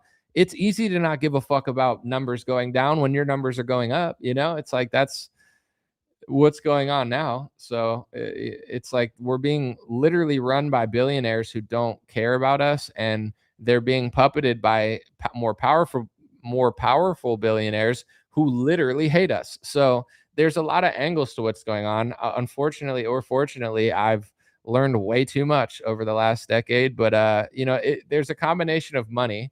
Money's buying people off. Money's paying off politicians. Like, money runs a lot of elections, because even if you're a good candidate, they'll just bankroll Ed Gallerin with $9 million and then blackmail Thomas Massie a week before his freaking campaign comes out. But in general, it's like, that's going on. And money, I would say, is a majority of why people are selling out. And it's not that hard to figure out. Like, sometimes people make it so abstract, and it's like, bro, it's not that. Like, everyone loves like the mystery and conspiracy of things, but nowadays we have so much data and information. You don't need to make this grandiose like 5-layer dimensional chess thing out of it. It's like not that hard. Like, money is like a large portion of it. But then also the portion that a lot of people maybe don't understand is that there's certain people that just sell out for money. And then there's other people that have thousands of years of hate for you and thousands of years of ethnic and religious hate for you. So when it seems like, wow, they really hate Christians, or everything they're doing is anti-Christian, That's not random. It's not like the money just landed there and it's like, oh, let's just hate Christians this year because the money pays well. It's being led by people that have a deeper agenda than just money. They already have all the money. They have other goals. You know what I'm saying? So it's like a combination of those two things. And then the whole world just makes absolute sense. It's like, wow, why is Europe being flooded with migrants? Because they ethnically hate you, but Europe is too civilized to just blow up like Palestine. Everybody would freak out. So instead of blowing you up like Palestine, they just, flood you with migrants and then rig the politicians and pay off the politicians to turn against you and make it illegal for you to talk about it. And then in America, it's like the same thing. Like someone said to me, like, what do I think about like Islam expanding in America? I mean, I think me personally, no disrespect to anybody, but I think America should be a majority Christian nation and it's led by Christian morals. But the tricky part is it's not like Islam just invited itself here and they're just flooding in. It's like, yeah, that's partially happening. And, there's certain refugees that are cool and there's certain refugees that really don't belong here. But it's the strings are being pulled by another group of people because they're trying to divide and conquer. Like if Spain is all Spanish people or Italy's all Italian people, there really isn't that much divide and conquer. But if you make all the women feminists, you flood them with migrants, now you bring another religion there. Now you have all these conversations and all this fighting that it's hard to come together to figure out who's doing what. So I think, it's the same. It's why people that just talk about the left and politics are just controlled opposition at this point or being tricked by controlled opposition. Cause like, it's the left. Yes, the left sucks. I could talk about it for 5 hours, but what's more interesting to me is 95% of our parties being bankrolled and paid off by other people who also hate us. And now we're being led by Jeffrey Epstein's friends and nobody seems to be able to talk about it or else you get a policy strike on your social media page. So, and now they're trying to say people talking about Epstein are leading to violence against Donald Trump and using that to pressure social media companies to censor people for talking about this subject. So, it's like there's layers to what's going on, but yeah, it's like, what's his name? Governor Abbott. He's like, I'm cracking down on the Muslims in Texas. It's like, first of all, no, you're really not. Second of all, I dare you to do that to the ethnic group that pays you and has bought you out and has basically turned you into a puppet for a foreign nation. Will you do it for all religions? Will you do it for all foreigners? No. Then we know who you're working for. So who cares? Someone said, do I like Stu Peters? Stu is very bold, man. I don't watch his show a lot, but he's a bold guy. What I will say is, he's invited me on the show before, so appreciate that. With all that stuff, I want to say I don't want to make a whole thing about this, but I saw the whole, like, there's always a beef. I know like Stu was beefing with somebody over like a crypto coin, and now like Dan Bilzerian and Fuentes are beefing and Jake Shields. Here's my opinion about all that. You'll never see me bothering anybody off of like personal drama or anything. I've been in this game a long time and I'm on good terms with people that are cool with me. Like I said with Stu, me and Stu are clearly very different people. You know what I'm saying? But has Stu ever done anything crazy wrong to me? No. So why am I gonna say, you know what I'm saying? Like he's invited me on the show years ago. He's never said anything about me. So we're cool on that note. With Nick's never really, like, it's just, he's been who he is for a long time. With Dan Bilzerian, it's like he's doing his thing in his way. And with Jake Shields, I know Jake. So he's the only one I actually met in person and I like him as a person and he's been cool to me in person. So he's the only one I actually even know. But with all that being said, it's like, what is everyone else doing? I don't know. What do you think they're doing? I only know what I'm doing and why I'm doing it. But when it's like, when everyone's like best friends and then they're beefing and then they're working together and then he says he did a crypto scam and then this person does this and then this person says this, but they were best friends and now they're biggest enemies. It doesn't make sense to me because it's just, it's like, what? That's why I keep my distance from everybody. It's not because I want to just be a weirdo or something. It's just like, I don't know what these people are doing. It's like, I can't, they're not doing what I'm doing. So for me, it's like, if anybody cares about what they're saying they care about, then the goal really needs to be Americans waking up to the reality of what's going on. And I think strength in numbers is like the only thing that's going to, really make a difference when the majority of the country, it's the same way that they give us healthier foods when people don't want the shitty foods anymore. It's like compliance. It's the COVID was like a big experiment. And as much as you can blame the elites and the pharmaceutical companies and Trump and Biden, which you absolutely can, you also have to blame the average person because we're getting what the average person kind of falls for. So with all that being said, like, why is everyone always fighting? Why are they best friends and worst enemies? And this one did this, then he said that. I don't know why they're doing that, but I'm not gonna insert myself in that because that to me seems like hell. Like, I want to make great news analysis videos. I want to be great at my job. When I'm not working, I want to enjoy my life. I have a lot of goals in this world, and like arguing with people online that I was friends with 3 months ago is not one of them. I want to find a wife. I want to do a lot of things. You know what I'm saying? There's a lot of things I want to do in this world, not argue with people that I used to like a month ago. So I don't know what everyone's doing, like why, like it is fascinating to me, just like it probably is to you. I'm sure there's some people in this chat that like Nick more than Dan. There's probably people that like Dan more than Nick. I don't really care what you guys think, not in a rude way, but it's like when I saw Tucker, Nick, and Candace, like they're all doing their own thing. They're all fighting with each other. Why? I don't know, and like all of them kind of make good points to some extent. Like for Nick, like I could think about everybody in general where it's like for Nick was really early on this topic. Like, when it comes to talking about like Israeli influence, regardless of what you think of Nick, he was way earlier than Candace and way earlier than Tucker Carlson. So on that topic, it's kind of like hard to challenge him. Not that he owns it or anything, but he definitely lost a lot in his career, seemingly, talking about this when Tucker Carlson and Candace were cashing out in mainstream conservative media. But then, Tucker will say something or Candace will say something that I agree with, and then Nick will say something I disagree with, and I'll just be like, well, that's interesting. Like, I don't know what everyone's doing or why they're doing it, but to me, I don't know. Like and if you want me to be honest, a lot of the times I don't even care enough to like research who started it, because it's like that's for them to decide. I'm more interested in seeing what they're saying that's true or righteous or helping everything. And like, I don't know what happened with Nick and Dan. Did Dan start it? Did Dan start saying something about Nick? I literally have no idea, but I just know they're all like talking shit about each other. But like 3 months ago, they all liked each other. So I don't, and I feel like everybody overlooks things that they don't like when they like somebody. And then as soon as they don't like them, they start posting like old tweets. And it's like, look what you just said. Look what you just said.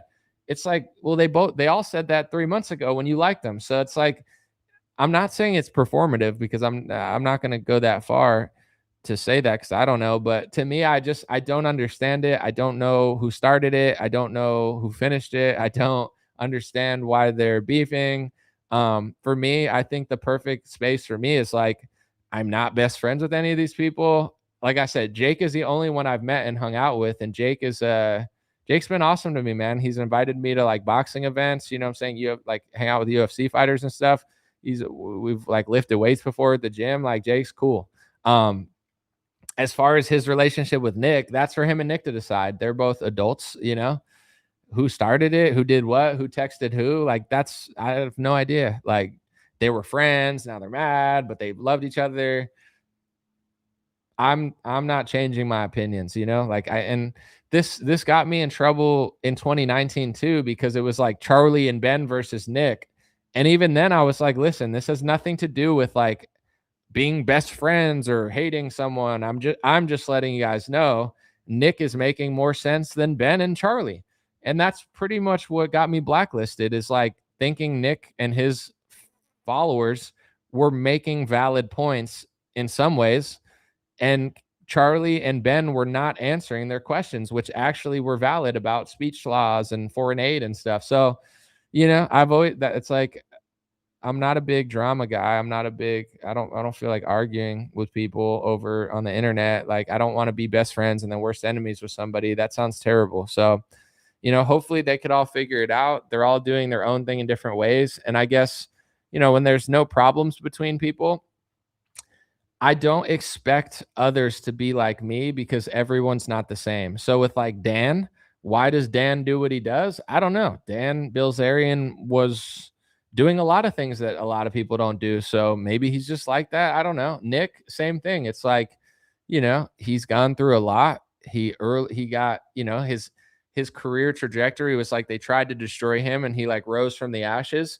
And maybe now he just gets really pissed off when people try to ruin what he has going. Maybe it's something else. I don't know. Candace, I know Candace too. We're not like the best friends in the world, but I know Candace. I met her. She's credited me with like helping her blow up early on and stuff because I saw her video years ago. But with Candace, it's like she's done a lot of things that I agree with, and then she's done a lot of things that I didn't do. I didn't work at Daily Wire. I didn't work at PragerU. She took a whole nother path. She knows Charlie. I don't know Charlie.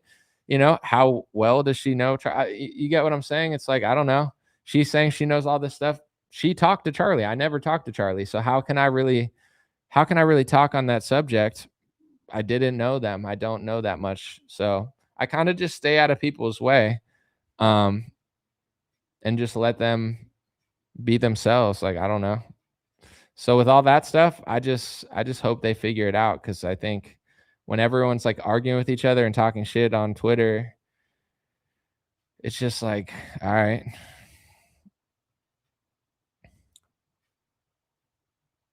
Someone said, you get props for single-handedly destroying the candidacy of Vivek. I don't think I destroyed his candidacy. I just gave him a good interview. But honestly, I don't think any of this recent stuff has anything to do with like me. I think over time, just people didn't like the way he was acting and talking or something. So, I mean, I was early on it, but I did that interview a year ago and like nobody besides our audience even really cared about it. And then they started disliking him for like different reasons. So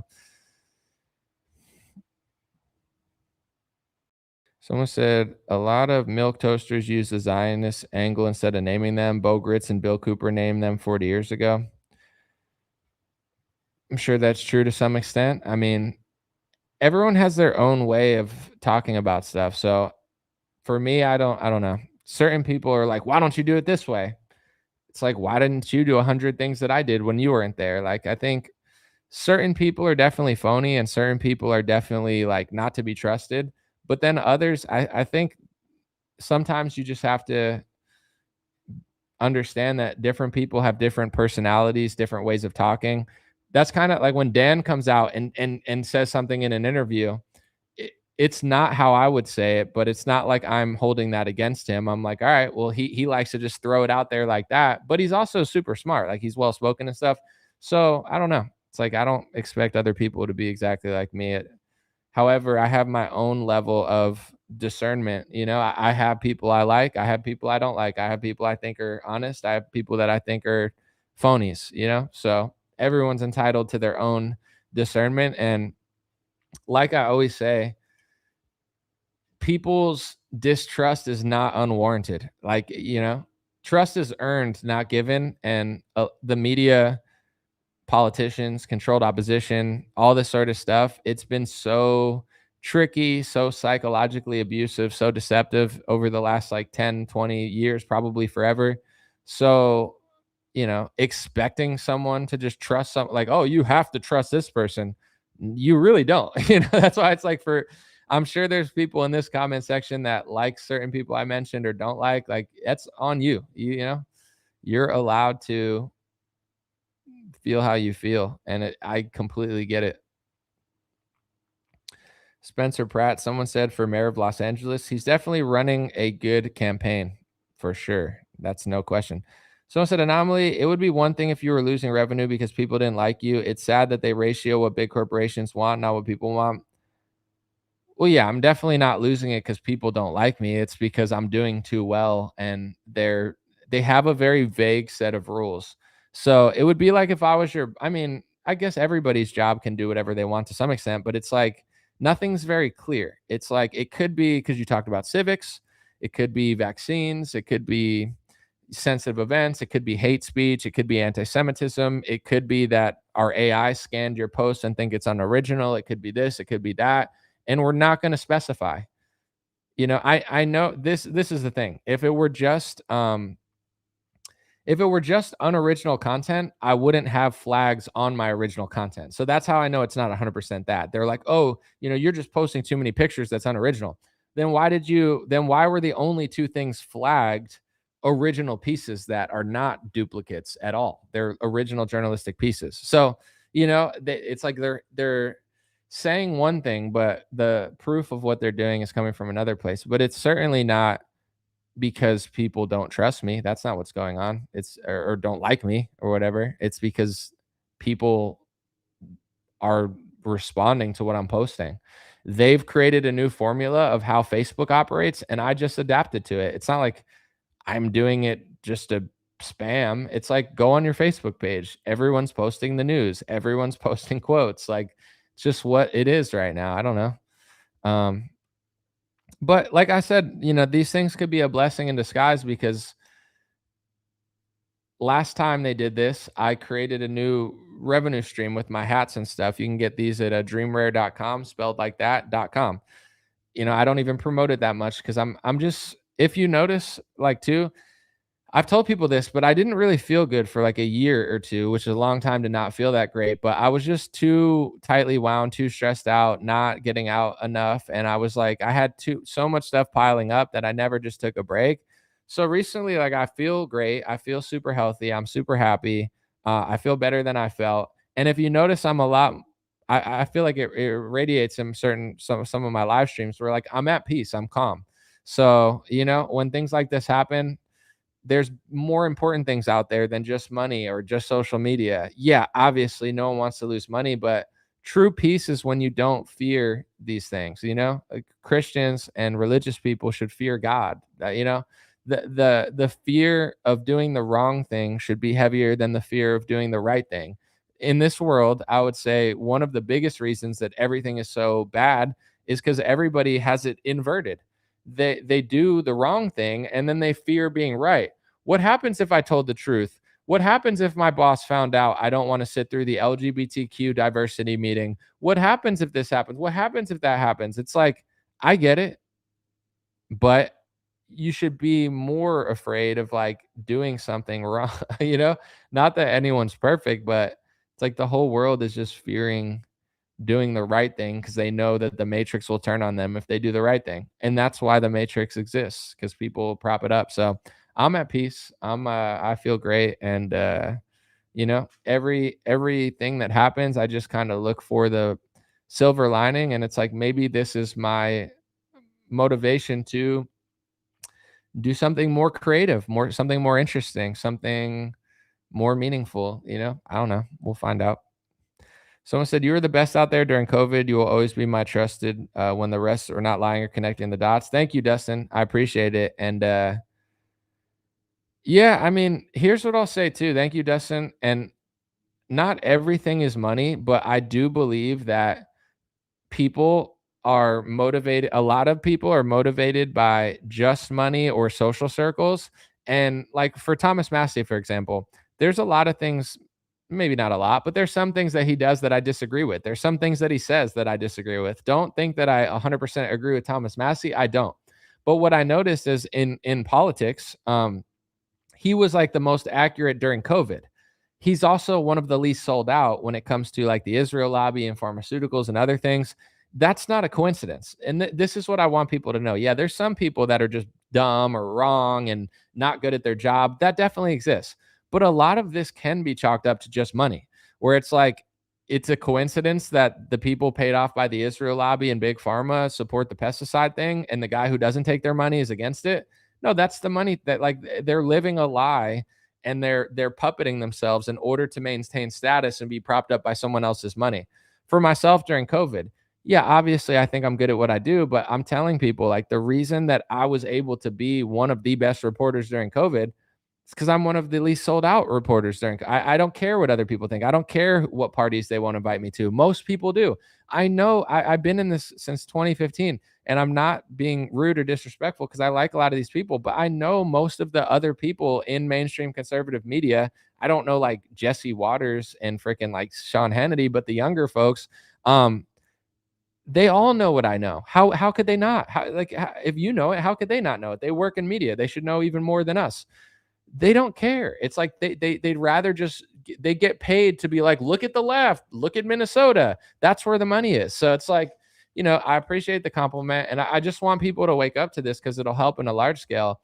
Yes, I'm good at what I do. Yes, I'm ahead of the curve sometimes, but it's like I follow reality and I say it right away, regardless of the consequences. That's why I was better than every other reporter during COVID. They're either paid off, they work for a company that gives them money to do basic stuff, or some of it is even simply chalked up to they're just not creative. It's like there's a lot more money in like just being like, oh, let's talk about the election for 3 years, let's talk about the left, and it's the Democrats, and it's like some of them are just taking the easy route because they're not ones to sit and look at a subject and listen and be like, all right, let me come up with my own opinion. A lot of people in conservative media, they're just rehashing what Dinesh D'Souza said 5 years ago or some documentary that they heard. Like there's no intelligent like sign of life in their reporting. It's like you turn on Fox News and that's what it is. It's like, well, the left, they're all saying the same thing. It's like they bring on some like hot American Israeli chick who probably has dual passports. She says like what everyone else says. You think in a debate she has some sort of like intelligent thought process to this? No, she's heard 15 other puppets say the same thing, and she's just like a younger, hotter version of it. So they bring her on. They're like, here's another Zionist to tell you what Zionists think. Oh, the anti-Semitism is bad and it's the Islam. It's like, all right, okay, yeah, sure, that's what it is. This is thrilling news segment here. Appreciate you, Dustin. Finger pointing, tribalism, sure. Someone said, I was one of your biggest fans for 5 years. Then you changed. This is the first time I've listened to you in a year. Hopefully you've woken up. I've been woken up, and I don't know what you're talking about or saying, but here's the thing. If it has to do with Donald Trump, I like Donald Trump when he was honest, and I like Donald Trump when he was doing the right thing. When Donald Trump sold vaccines, it's not my responsibility to make excuses for why he's a socialist, why he's printing money, why he's selling vaccines, why he's saying he saved the world. And he's just gotten worse and worse and more bought off. And you could find his mega donors giving him hundreds of millions of dollars. You could find the videos of Trump on stage saying that he essentially, gets paid to do things for Israel. And then you could just read his social media and realize that he's morphed into Mark Levin.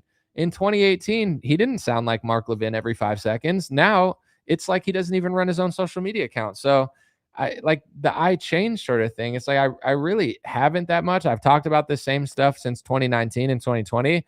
But the difference is people get attached to politicians over ideas. So if I said the same exact thing that I'm saying right now, but I just blamed Lindsey Graham or Mike Pence or Nancy Pelosi, you would be like, Anomaly hasn't changed. He's the man. But as soon as I include Donald Trump into that giant list, then now all of a sudden it's like, people don't want to hear it. So I think that's like some people are so obsessed with Trump that they can't.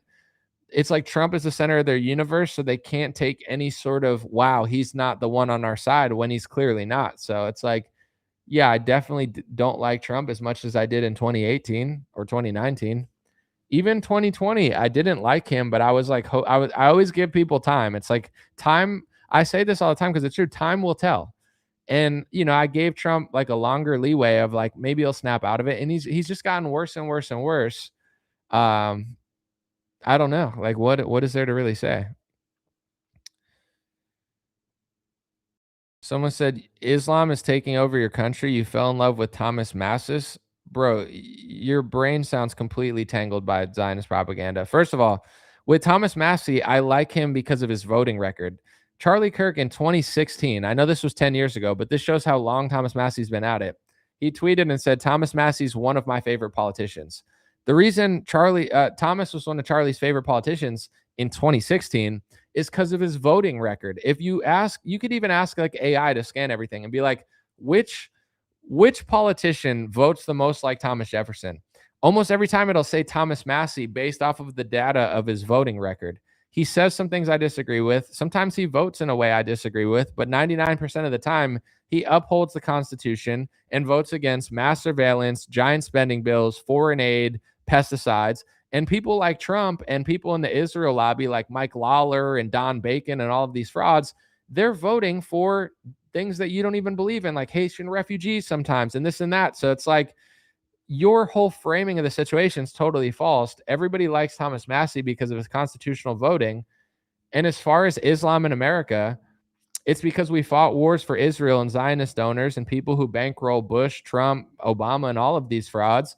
And then they start a bunch of wars on behalf of a foreign nation and a group of people who ethnically hates us. And then as soon as they create a bunch of refugees, they flood them in America and Europe because they don't like us. So it's like, yeah, I'm not asking for America to be demographically or religiously shifted. But what you don't realize is like, who are the refugee organizations that are flooding the country with them? Who are fighting for them in the court cases? Who are bankrolling the politicians, you know? If you read the anti-Semitism laws and rules that Trump and DeSantis are passing into America, if you criticize George Soros, who's a left-wing politician, you can be deemed an anti-Semite because you're saying a Jewish man is bankrolling liberal causes in America, which he is. So, you know, it's like you're like 7 years and 50 IQ points below the conversation here if you're just yelling these like basic boomer talking points, but that's fine. I want to stay for a little longer. I'm having a good time, but I have to pee real quick. So I'm just going to play this clip. I played it at the beginning, but here's a compilation of people that are trying to censor America a little bit. I'll be back in a minute.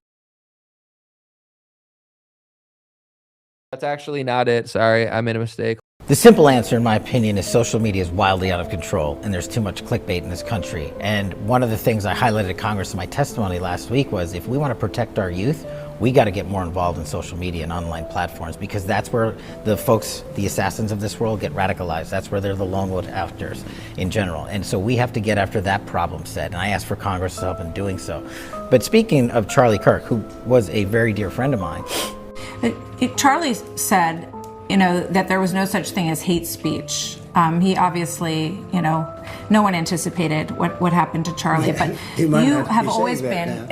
But speaking of Charlie Kirk, who was a very dear friend of mine, and then I was tasked with leading the nationwide manhunt to find the perpetrators involved. Of course, we were going to use every resource we have to find every single person involved. The only thing that I will say for certain is that we did not get an opportunity to fully investigate the potential for foreign links. I'm not saying foreign governments, but I'm saying foreign links. That was NCTC's role. And I think just even a casual observer of the Charlie Kirk case will say, hey, like I know we got the guy that has his fingerprints on the gun, so it sounds like it's a slam dunk case, but most people, they know that there was folks posting online ahead of time that like Charlie Kirk's going to die at UVU on this specific date. And so it seems that the investigation is complete. What I can tell you from our vantage point, from what NCTC's function was supposed to be, was investigating foreign links. And without getting into too many details, I can just say we didn't get the opportunity to fully run down every lead with foreign links. All right, I'm back. Let's see what y'all are saying in the comments. Someone said, try to do without the generic mystic piano music. Maybe. I like it, though. Someone said, what I can't stand about politics is I refuse to be rude in differences of opinions. This society needs more love. I live like a conservative but get called a liberal. Well, this is this is an issue with the whole Trump stuff too. It's like, what does Republican and conservative even mean to people anymore? Like, I'm a registered Republican. That's a fact. Like, it's not debatable. I mean, you could debate it, but it's just literally true. But as far as conservative, like, what does conservative mean to you? To some people, Republican and conservative means sucking off Trump, who sucks off the Israel lobby. So if you don't do that and you're like, hey, you know what? It doesn't make sense to me that he has Mark Levin's foreign policy, or I'm not quite sure about these anti-Semitism speech laws as he's being bankrolled to the tune of like $500 million by Israelis. Now it's like, you're not a Republican or you're not a conservative, you're a liberal. It's like, what, why, what? So what I've noticed, and not to say, because I think the guy there wasn't a boomer, and there's a lot of base boomers out there, but I think the average person who thinks that way, this is an issue with America too, where it's like they don't have like their own personality or opinion. It's like they literally just like Trump. Like Trump is what everything means to them, which I get it. It was like such a good psyop. He came in 2016 and he was like, I'm fighting the establishment, and people are still kind of on that timeline. But at the end of the day, for me, being a Christian or a conservative has nothing to do with Trump. The question then relies on, like, is Trump a Christian and a conservative? I don't think he's a Christian, and I don't think he thinks he's a Christian. I don't think he ever says he's a Christian. I mean, maybe he said it once or twice, but he's also said, I'm not getting into heaven. I'm not that type of guy. I don't think I'm heaven bound. Why do you think he thinks he's not heaven bound? He doesn't believe in Jesus Christ. He's not a Christian. Like, he doesn't care. He's all about himself, and he knows what he's doing. So he tells you, he's like a very honest guy sometimes. He's like, I'm not the guy that's going to get into heaven.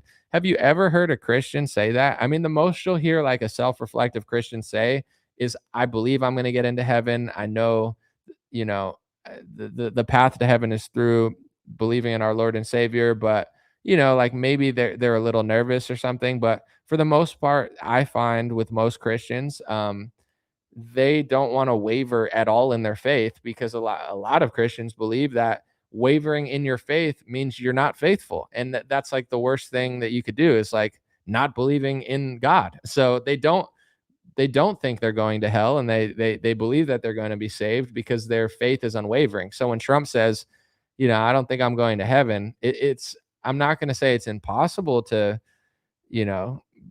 be a believer and have like self-reflection, because I think that's natural to some extent, like just psychologically, but it's just something you don't really hear very much. And if you listen to Trump talk about other stuff, like I don't think he's even really pretending to be. So that's for him to decide, but I don't think he's a Christian. So as a Christian, my Christianity, my belief in Christ, biblical discussion, like to me, Trump has nothing to do with that. But then when it comes to conservatism, like to me, at least, I mean, I'm not like the police of this stuff. Whatever you think is fine. But I think like being a fiscal conservative means believing in like not running up the deficit, believing that people shouldn't pay taxes. Like to me, conservatism is like borderline libertarianism. Like taxes are a scam. Like our founding fathers fought a war over taxes, and now we're paying like 30, 35%, 40% in some cases. We're paying this tax, property tax, like we're overtaxed. So to me, conservative is what Thomas Massey's doing, what Rand Paul's doing, is like trying to get rid of these things. Trump is not, I don't think Trump is fiscally conservative at all. I would say he's closer to a socialist and a communist than he is to a conservative capitalist. Like he wants to own Intel. He's trying to swallow stakes of different companies. He's pressuring them into merging with the government. And if Intel merges with the government, aren't they going to get contracts because now the government has an interest? That's why that's socialism. That's borderline. I wouldn't say it's full-blown communism, because it's not, but it's the path. Most people believe that type of economic socialism is the path to communism if it's not done properly. So he's not fiscally a conservative. He's fiscally left. But here's the thing. If let's just say, I'm not saying Trump is a fascist, because I don't think he is, but let's just say people on the right wing that are more for socialism or communism because they want the government to control it like in a fascist way and to, take back the power for the people. He's not doing that either. You know what I'm saying? He's doing it for Israel. So he's like an Israeli fascist, if anything. He's not like an American, and he's not really like he's not really conservative fiscally. So it's like he's doing the worst of both worlds. And then socially, like he's more conservative than like Biden. But to me, like most of the GOP, including Trump, they're like feminists. Like they hire a bunch of women. Trump just hires hot chicks that he thinks are hot, and like Kristi Noem types. It's like, all right, it's DEI for Israelis and Jews. Like Trump's all about DI when it's for them. He's about rigging like colleges for them and rigging the immigration process to say if you criticize Israel, you can't come to America. So it's like, if you're a Christian conservative, it's like Trump, I don't know. He's neither of those, but it's not me saying that to be disrespectful or judge, but I'm never going to agree with somebody that has like no identity, that thinks that Trump is like some conservative Christian beacon, like that. It's like he's the center of their universe. Like I don't see it that way. Have I read The Art of the Deal? First of all, you spelled it wrong. Second of all, yeah, I have. But like, this is what I'll say too, Ian. I appreciate you. He's doing deals. I'm not saying he's not doing deals. He's doing deals for his Israeli donors. He's doing deals for his Jewish donors. He's doing crypto deals for himself. His sons are doing mining deals. His sons are doing gambling deals and Polymarket and Kalshi deals. His sons are, Jared Kushner's doing Middle Eastern deals. Howard Lutnick has an entire company that does some sort of deals. Trump is doing deals, but the difference between me and you is you think he's doing them for America, and I think he's doing them for himself, his billionaire friends, his donors, and Israel. There's no doubt he's doing deals, but at the expense of Americans for people that don't even like us. That's not like, I could do a business deal and like sell out your entire town, like to somebody who's going to build 15 data centers and be like, art of the deal. I just made $1 billion and built 15 data centers surrounding a school. The art of the deal. It's like, yeah, I know what business is, bro. But all business is not good business. And he's doing a lot of business for a lot of people around him, but it's not in the interest of America.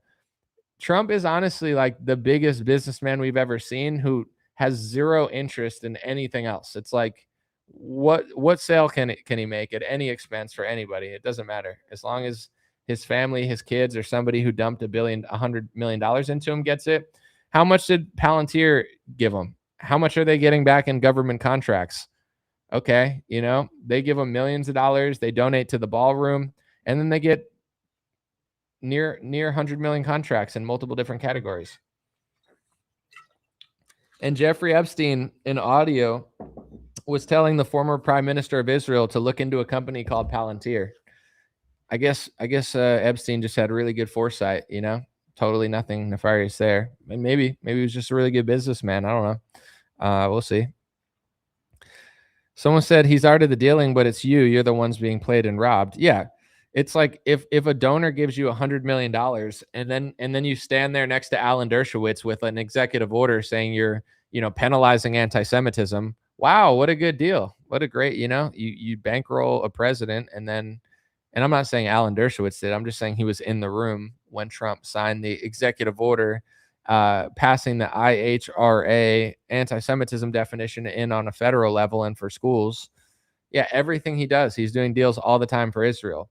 Oh, these schools are criticizing Israel too much? Cut their funding. Oh, there's too many incoming immigrants who don't like Israel? Oh, take away their green cards. Don't let them in. Don't let them come and watch the FIFA games. Oh, we need to start these wars. Let's stop people from talking about it. Let's take more money from Miriam Adelson and let's say it's hate speech. It's like, cool, bro.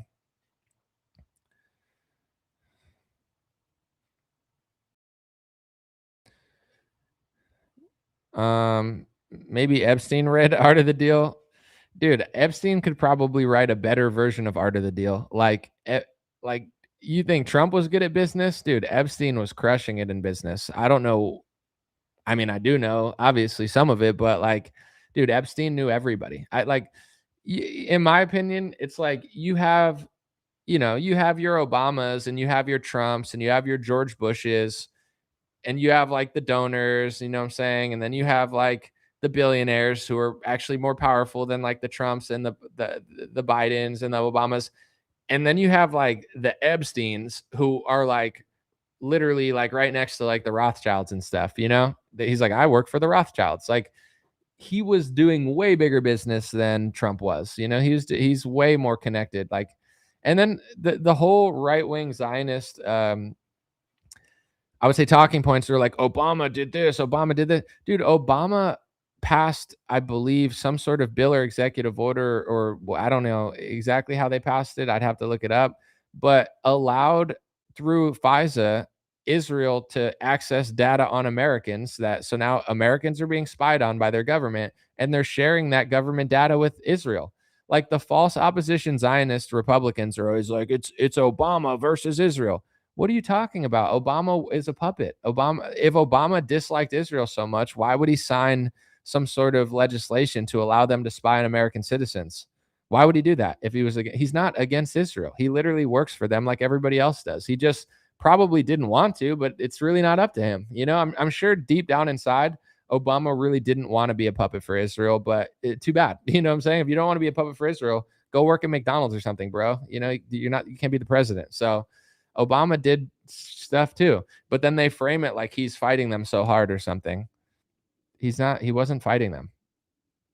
A president that wasn't working for Israel wouldn't give them access to data on American citizens. Someone said one thing Obama did okay. You think that that's good that he did that? That's interesting, but whatever. Epstein was an inside trader. He wasn't an inside trader. He was an inside creator. He was creating the trades. He was tying the knots. He was introducing companies to governments, and you know what I'm saying? He was like so high level.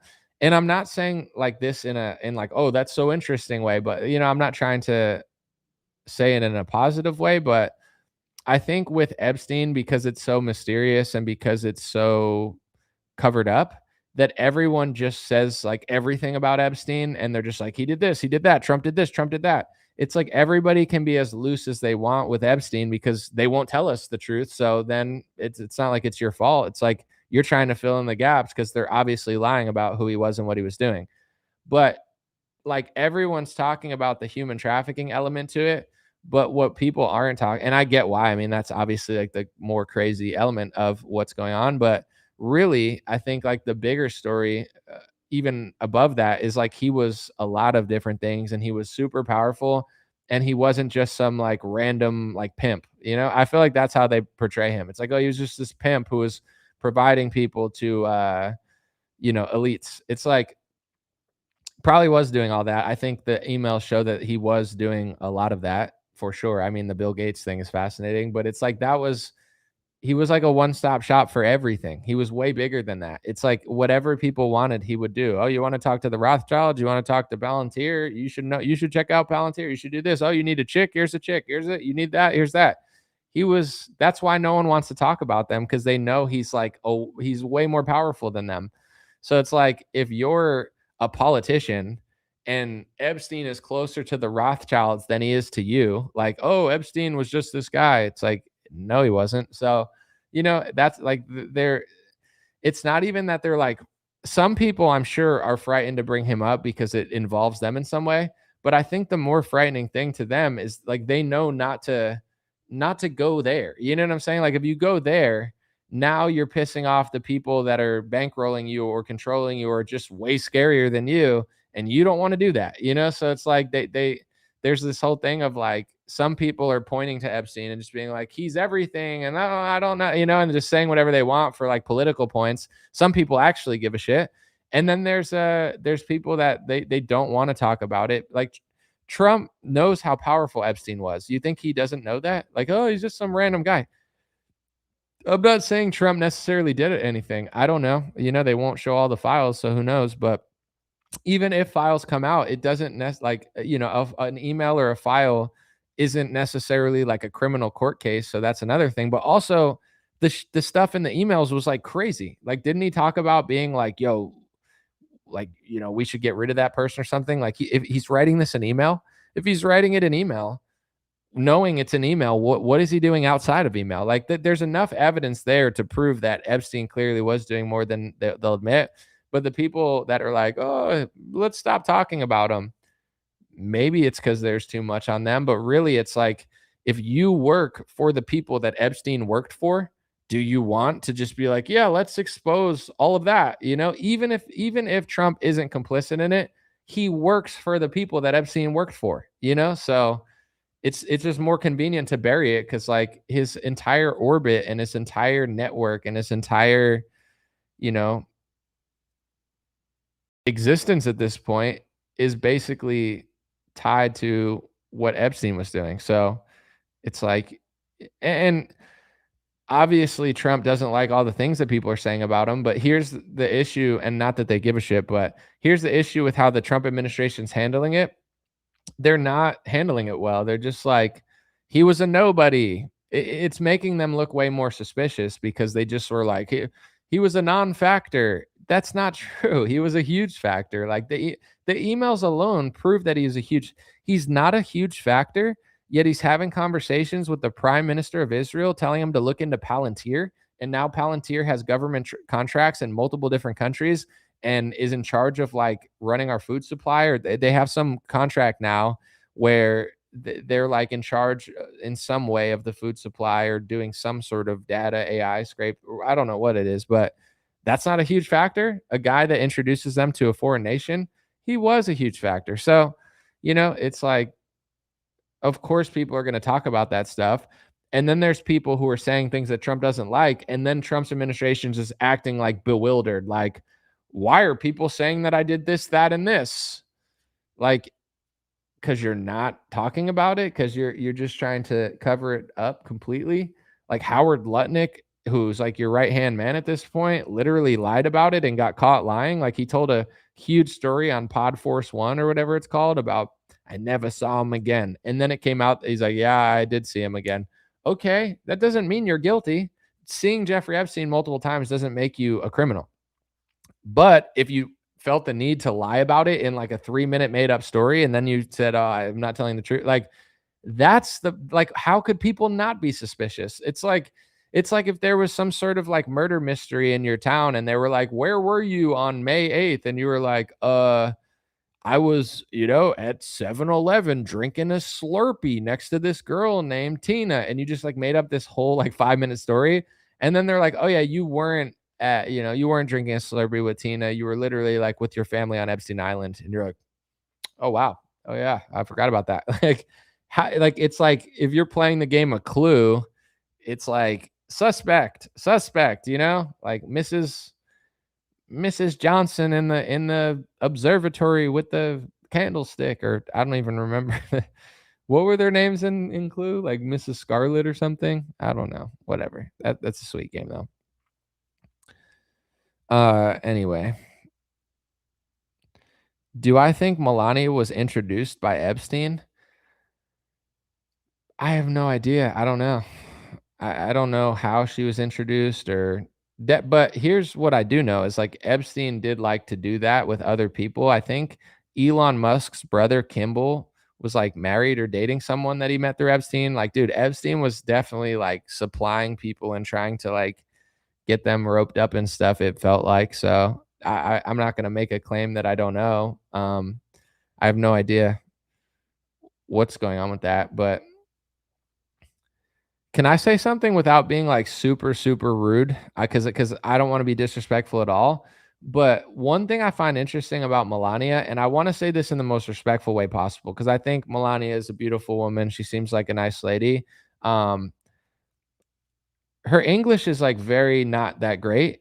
And it's how long has she been in America? Like I have friends from foreign countries that like can speak better English and they've been here for like a year or 2 years. Like she's from Europe and she's been here. Like, how long has she been here? 20, 30 years? It sounds like she just came over yesterday and like can barely talk.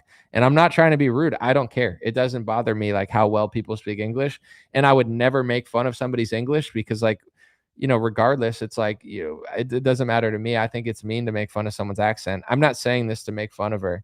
It's just like, it's just weird to me that someone from Europe that's been here for like 20, 30 years and is constantly surrounded by Americans speaking English all the time for the last 3 decades, that like she barely can speak English, I don't know.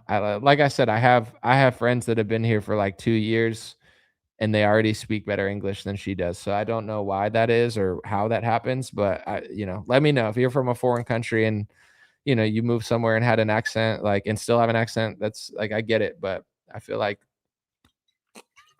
yeah, I don't know. I feel like she, like in her press conferences, she just like barely can speak English.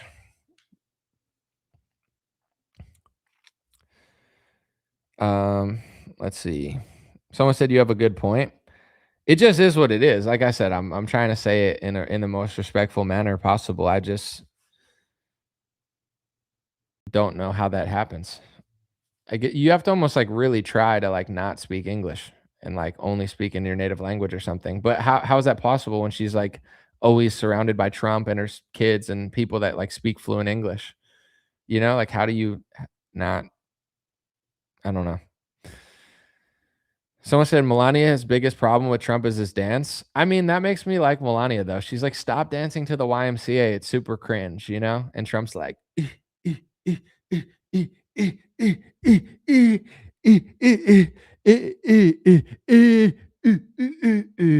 and she's like, yo, bro. Like you could tell Melania's cool. She'd be in the club with like some cool music, just being like, what's up? And then Trump's up there, like, she's embarrassed, you know, because like she sees other people dance and she's like, oh, that looks cool. You know, she Melania has a lot of swag. She's like a fox, you know, she could go to any club, any bar and just steal the show. She just knows that that's not it. She's like, no, she's like, if you weren't like, if your main audience weren't like 65-year-old white boomers, like, that's not it, bro. You know? And he's like, ooh, ooh, ooh. And she's like, she can't take this guy anywhere.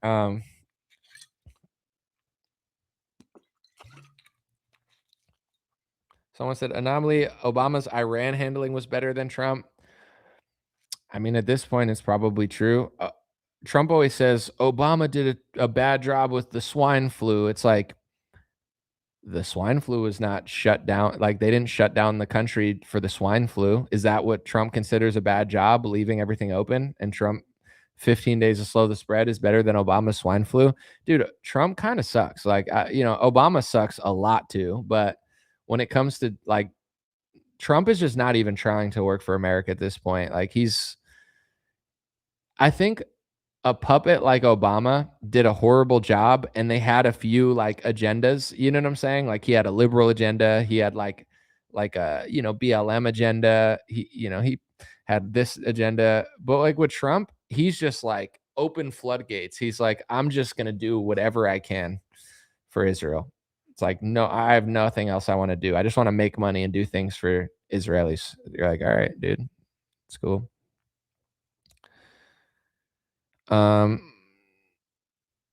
Someone said, I speak Spanish modestly and can understand it. Okay. Someone said Melania's English is not the best.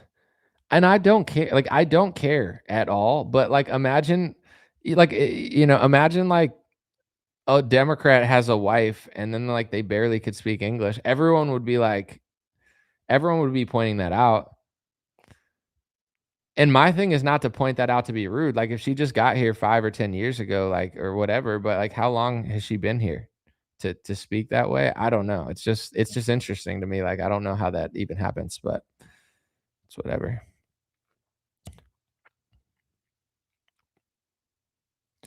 Someone said, boy, I've given you the benefit, but you lost it. See you in a year or so. Well, Ian, let me, like, what do you think, bro? Like, let me know what you think. I mean, if you leave, that's fine. No one's going to care. But if you stay, it's interesting. I don't like, I'm not opposed to a discussion. I just think your entire worldview is not compatible with what I'm saying or reality at this point. So if if you can't figure it out at this point, I don't think anything I say is going to change your mind. You know, like same with, like I've had friends that I told a lot of stuff to 2019, 2018, 2020, and they didn't agree with me. Pretty much all of them have come back and be like, oh, dude, you were totally right. I know what you're talking about. Like, it's impossible not to see this stuff now. So if you're in 2026, can't figure out what I'm saying, then it's like a personal choice. Like 9 out of 10 people who didn't get it 5 years ago, they've literally come to me and been like, dude, I don't know how I didn't see it. It's so obvious. Every comment section gets it. Every social media site's talking about it. Like literally very few people don't understand it now. So if you don't, there's nothing I could say to you to make you get it, you know?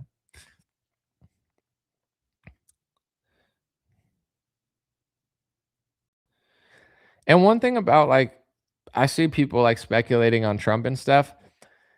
It's not that I don't care about a lot of stuff, but what I would say is this, to me at least, and maybe this is wrong or you think it's different.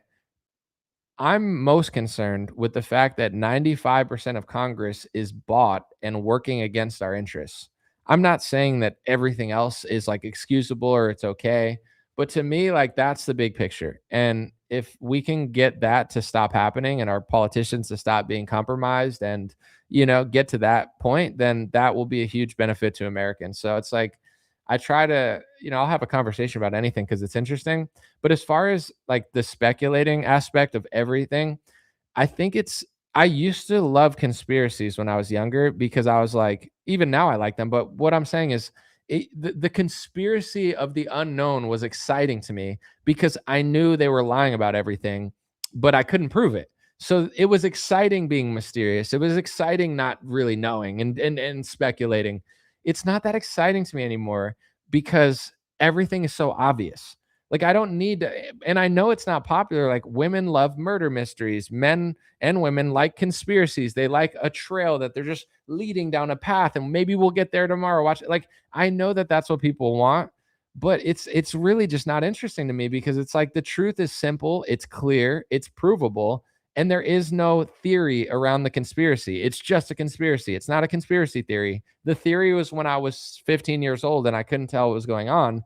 Now I know exactly what's going on to most extent, and it's because we have the information. So it's like with Trump and politics and all this stuff, like speculating about what they were doing with this person and that person and who did what. It's definitely interesting, especially when they won't tell us. But what is not really debatable is most of our Congress is sold out. Both parties are sold out. Both parties are prioritizing a foreign nation and a group of people over American interests. They don't care. It's like, the Israel lobby will vote for, like a lot of them will vote to protect glyphosate and pesticide and chemical companies, but then they won't vote for the First Amendment. Like I could prove all of this. I have proved all of this. I just like with COVID, I proved all these things throughout hundreds of journalistic news videos. So it's easier. Maybe I'm wrong, but it's like getting people to see this stuff is what's most important. And then we can get to why they're doing it. And I already know why they're doing it, but it's like, I don't know. I feel like there's a huge market now for people like just speculating on everything. But I understand it as well. And everybody wakes up in different ways. So sometimes it takes that for someone to figure stuff out. So I try to not judge what other people are doing because everything kind of works in its own way. But that's just me as like someone who I like watching stuff. I like listening. I don't like to be dragged along on a path that's not really going anywhere, or I don't think it's going anywhere. And I feel like that's what is really, I don't know. There's a lot of that in politics right now where it's like maybe Trump is doing this because he doesn't want to do it. Like the whole Q thing is like it's not what you think it is. It's not the lobby that's controlling Trump. He's fighting them. Just wait till the end. It's like that's the perfect way to get people to just think up is down, down is up, and what they want to happen is going to happen, and the reality is not real. It's like a mind warp, and then you have like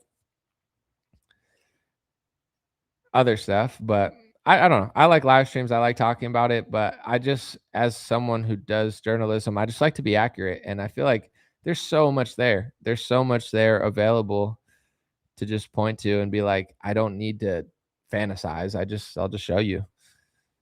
Someone said Obama had the most Zionists in his cabinet. I think Trump may have broken that record though.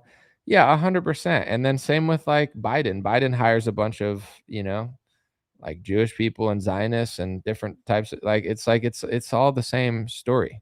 And I'm not saying you can't hire somebody with a different foreign policy or whatever than me, but it's like, like Mayorkas just so happens to leave the border open, and he just so happened to work for a Hebrew Immigrant Aid Society, that does similar, like, wow, what a coincidence. I definitely didn't notice that. Would I run for Congress?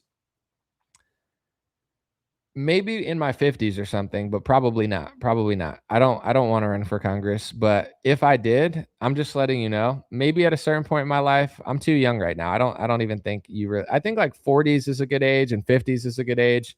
80s is ridiculous. It's straight up retarded. So, I think 40s and 50s is a good age. I'm not there yet.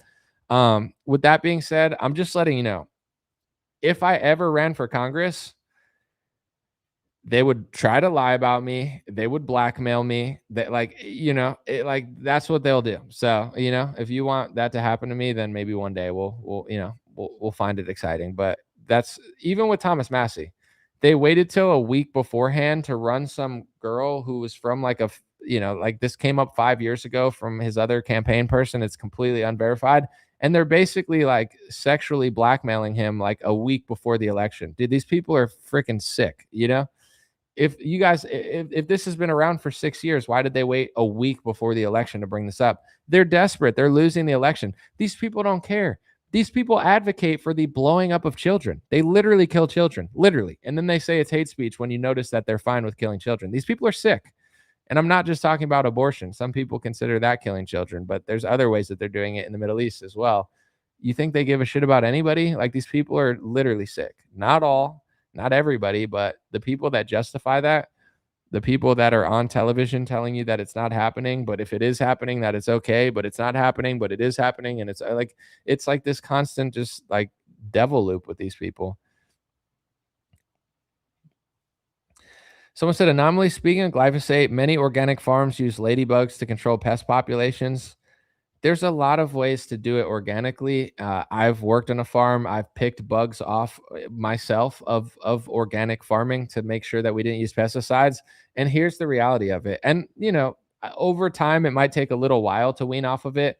But with glyphosate, I think they use that for herbicide and then they use other pesticides for pests. But I think glyphosate is for the weeds. Anyway, it's all completely unnecessary, in my opinion. I know some people are like, we have to do it. No, you don't. I mean, what is glyphosate for? Sometimes they use it after just to get rid of the weeds and stuff.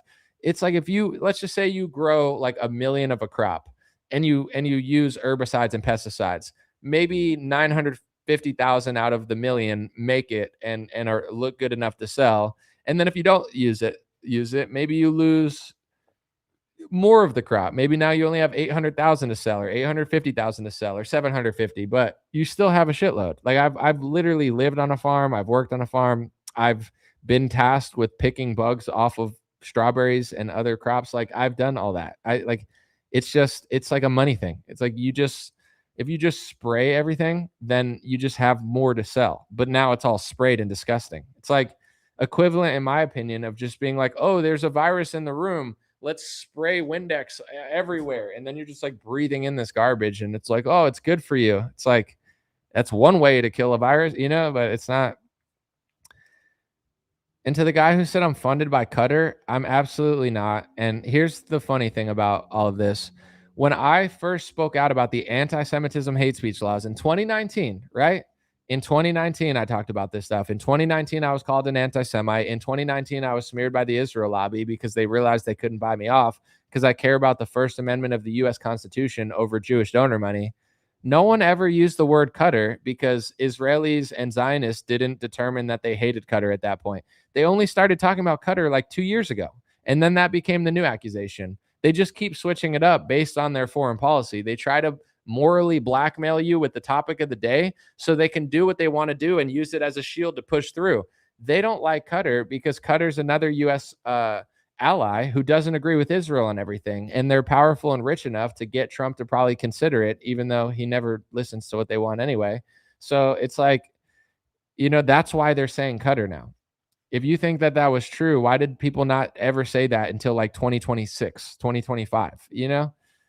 When it comes to Tucker, he flies there. He wants to buy a house there. I'm not saying he's bankrolled by them because I don't think he is, but it would make more sense to accuse a guy that goes there and talks to their leaders and wants to buy a house there than a guy who's talked about this 4 years before Tucker even mentioned it. Tucker never used to talk about this stuff. So I like Tucker, and I don't think he's bought out by Qatar, but I'm just saying it's like the low IQ Zionist boomer talking point of the day. Why did nobody say this in 2019 and 2020 and 2021 and 2022 and 2023? Because I was saying the same exact thing that I'm saying now because it's literally factually true. And this is, I know people know this, but it's a moral blackmail and a way to get you to stop talking about it. I've been so clear for so long that anti-Semitism, a definition of anti-Semitism that was created in the 2010s in Europe, literally the modern definition that governments around the world are using to police anti-Semitism was created in Europe in 2014 or 2015 or 2016. Do you think George Washington and Thomas Jefferson said, you know what, the First Amendment's not good enough, let's wait 250 years and then let a bunch of Europeans come up with a hate speech law and then pass it into American legislation as a definition? Of course not. So that's what I've been saying forever, that our politicians are being bought out to sell out our Constitution for Jews, Israel, and whoever's paying them. Because that's what the speech laws protect. They protected George Soros. They protected Miriam Adelson. They protected Netanyahu. They protect the Israeli government. You know what I'm saying? That's what they're for. They're hate speech laws. They're anti-American. They're anti-constitutional. And to be honest, they're anti-Christian because they mention Jesus in the speech laws. So if you want to lie about me and call me an anti-Semite and call me this and say cutter, you're only lying to yourself. My message is clear. Every time I bring it up, notice the people that call me names. They're covering up these speech laws. They're not, I'm not going to say they're not American, but they're not pro-America. If I say there's a speech law, if I'm Italian or I'm Christian and I say there's Italian Christian speech laws and you're like, oh, you hate us, you hate us, you hate us. They're providing cover. You know what I'm saying? That's what they know they're doing it at this point. So it's like, you know, if you want to provide cover for speech laws, that's on you. But everybody sees it. Everybody knows you're doing it. And I know you're doing it. So whatever, you know, I talk about it clearly, thoroughly, accurately. I have 15 reports on it. Oh, you just hate everybody. Oh, you just hate everybody. You're like that guy who ran out, like the George Zinn character, dude, where you're just like running and you're like, it's me, it's me. You know, it's like, that's what you're doing. You're just like, you know, sneakily just making a distraction, whether you know it or not. This is not a paid ad, by the way. I just like these glass cans. So I'm going to get this out of the way because Dream Rare is the only thing. I'm funded by the Dream Rare Industrial Complex, which is literally just my own website. So dreamrare.com, get yourself a hat. I don't know about that, but the thing is, like, they always have these plastic things to like put behind them to prop them up. I don't have that. I should probably get one because then it looks like more professional. You know, they put it there so it stays there. If not, here, let me try to open it. Whatever.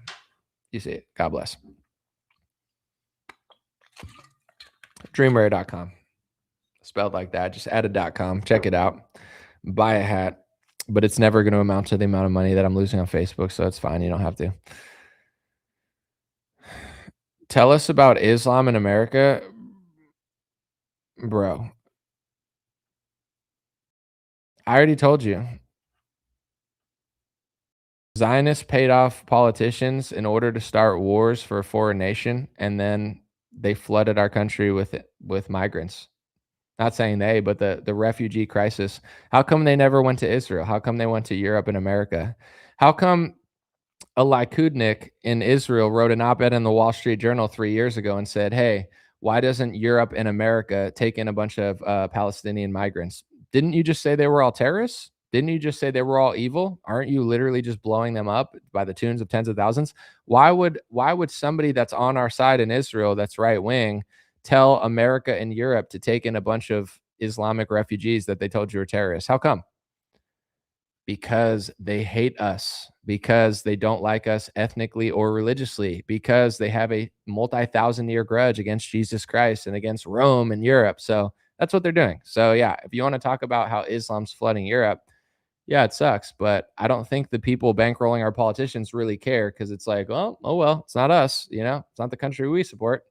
So it's like, if you want to talk about that, I'll talk about Islam in America. Are there Islamic speech laws being passed in America? Is Trump being bankrolled by an Islamist who literally makes him do things for an Islamic country? No, it's Israelis doing that. So whatever, you know? How come they didn't go to Islamic countries? Because our country is run by people that want to flood them into our country, you know? If Europe and America were controlled by Europeans and Americans and not bankrolled by people who hate us, I'm sure they would have went home. And Europe's a whole nother breed of like liberal morons and stuff, but so is America. It's like, you know, they play both sides. It's like, Well, George Bush will start the war. Well, Obama will do Black Lives Matter and he'll flood everybody with migrants. Trump will close the border and then he'll roll out the vaccine. Then Biden will mandate it. And then, he'll start the war in Ukraine. And then Trump says he'll end it, but then he'll actually start the war with Iran. They just play both sides. It's like they play both sides. And, Obama let in a bunch of refugees, but at the same time, he let Israel access data that FISA wiretapped. If Obama didn't like Israel and wasn't working for Zionists, then why would he give Israel access to the data? You get what I'm saying? It's like liberals do this, Republicans do this. They both spy. They both work for the foreign country. They both work for donors. The end, Well, why are they in Europe and America? I just told you. Why didn't they go to Islamic countries? Because they purposely flooded our country with people that weren't going to go here in the first place because they hate us ethnically and religiously. They literally hate us. When they talk about policing anti-Semitism, they say, thousands of years ago, anti-Semitism started with Jesus Christ's disciples. They told us to believe in him. The original anti-Semite was Jesus Christ. The original anti-Semites were Jesus's followers. They'll literally say that. The people pushing the speech laws all across Europe and America, they'll literally say that. Like I don't have the clip here, but I could show you 3 different clips of people. They'll say, well, when did anti-Semitism say? They all say 2,000 years ago, 2,000 years ago. Because they're like traumatized that Christians wanted them to believe in Christ 2,000 years ago. And they don't like Europeans because they think of Rome and, the Roman Empire and how bad they were treated. So now they're seeking vengeance on everybody, but nobody seems to know it. Like, it's like, boomers in America, they can't see it. They're like, no, we're fighting the Muslims. It's like, you think so, in your head, you're doing that. But in reality, you're just wiping out any opponents of this group of people. And as soon as they wipe out all of their enemies, you just don't realize that you're the next enemy of them because you don't see it that way. Because why would you? It's like, as a Christian, as an American, you're not supposed to have a bunch of enemies. You're not supposed to hate people. So why would you? You shouldn't, but just because you think that way doesn't mean everybody thinks that way. It's like, what do you think you're doing? Where do you think that this goes? You think that it's just going to end in like, once you get rid of Iran, then what happens then?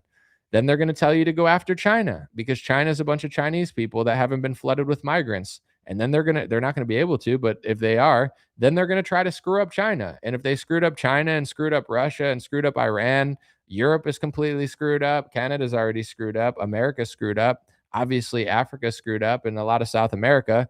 Now what? Now the world's perfect. We screwed everything up. It's like, look at your allies. Look at all of your allies. Which ally is even doing well? Canada's not doing well. Europe is not doing well. The only ally of America that seems to be doing well, I mean, Japan's doing okay. Israel doesn't let in the like. It's like, besides them, everyone is failing. And the only thing they could seem to agree with is everyone needs to police anti-Semitism. That's the only thing. Like, the same speech rules that are being passed into America with the same definition created in Europe. It's the same one being passed into Canada. It's the same one being passed into Argentina. It's the same exact definition. Go look it up. IHRA definition of anti-Semitism. And then ask AI, how many cities across the world has this been passed into? How many countries has this been passed into? AI has a hard time keeping up with it because it pops up every week, every day. And what I'm trying to tell people is this didn't start 50 years ago. This isn't something that's American. It started in like 2015, 16, 17. Most of these anti-Israeli boycott laws in America, it's in the 2010s. From 1776 until 2014, we didn't have any of them. And now from 2015 to 2026, you're an anti-Semite and you're Qatar if you don't want speech laws being passed all over the world. Why does Australia have the same speech rule as England? Why does England have the same speech rule as Israel? Why does Israel have the same speech rule as Spain? Why does Spain have, they're left wing? How come they have it? Argentina's libertarian. How come they have it? Ron DeSantis is conservative patriot. How come he passed it? How come Eric Adams passed it? How come Kathy Hochul, who hates everything that we do because she's a Democrat, how come she passed it in New York? How come they're all, it's like, wow, why did they all spontaneously agree with one obscure definition of anti-Semitism while the left and the right are being bankrolled by the same tribe, while Palantir is controlled by the same people, while they're sucking up all the media through the Paramount stuff? Wow, it's like, wow, I wonder what's happening You know, let me read the speech rules that they just invented in the 2010s. Oh, it says the group of people who are running everything. I can't say that because that's hate speech. It's like the king of the world says you can't say he's the king of the world. Okay, you know, it's just like it's so obvious, bro. It's so obvious, you know. If there were Saudi Arabian hate speech laws being passed into America, I'd be talking about it every day. I'd be saying Islam's taking over America, but that's not what's happening, you know? It's just it's like so it could not possibly be more obvious, literally. It's not even possible. Someone said Islam has no power in the USA except in Dearborn, Michigan. Yeah, no. I mean, it's like comparing like a mom and pop shop to like, you know, Starbucks or something. But at the same time, people have a right to not, you know, to voice their opinion about demographics and religion. This is America. So, would Afghanistan have a problem if they imported a bunch of white people who were trying to be Christian and their main religion is Islam? They probably would, right? Does that make them racist? Does that make them anti-Christian? Not necessarily. It just means they have a certain culture and religion of their country that they want to keep. So every American has a right to talk about demographic shift and immigrants and illegal immigrants and religion and Islam and, you know, like that. Everyone has a right to talk about that. But are you talking about it accurately? And are you like, even with the fraud thing, they want to act like it's literally one obscure Minnesota guy doing that, when in reality, the government, every time you snap your fingers, more fraud, more waste, more fraud. You know, it's not some Minnesota guy that's Muslim. It's like, yeah, I'm sure there's Muslims in Minnesota doing fraud, but that's the story for the Zionist boomers to be like, look at that. Ignore the fact that Trump just pardoned a healthcare fraudster, Schwartz, you know, who did even bigger fraud. Don't look there. Look there. It's like you could, you know, smart people will see both of them. But when 99% of the conversation is driven by a group 1 million times less powerful than the group who's running everything, it's a conversation for lemmings, you know. But every conversation should be allowed to be had. It's just like how do you fix the solution? Like, for example, okay, everybody has an issue with the shifting demographics. Is Donald Trump stopping mass immigration? Is he deporting as many people as you think he should? Is he stopping H-1B visas where like millions of people are scamming the system and, you know, taking over entire neighborhoods and stuff, and they have no, you know, I would say desire to assimilate? He's not doing any of those things because he doesn't care. He's not some guy that actually gives a shit about any of the stuff he's talking about. So why should I care when he doesn't even care? You know, I mean, I do, but you get what I'm saying? It's like, wow, look at all these people in the country. It's like, okay, then stop the H-1B visa program. And because this is what a lot of people that aren't just like Trump zombies watching Fox News. If you watch Fox News, they'll mostly just talk about, oh, you know, illegal immigration is the problem, but you know, and to be fair, Fox News even disagrees with Trump on all this nonsense. Like they don't want H-1B visas. Laura Ingraham is great on this topic. Trump sucks on this topic. Literally, Laura Ingraham's more conservative than Trump. Trump's like a business liberal. But anyway, it's like if let me put this way with Dearborn, Michigan.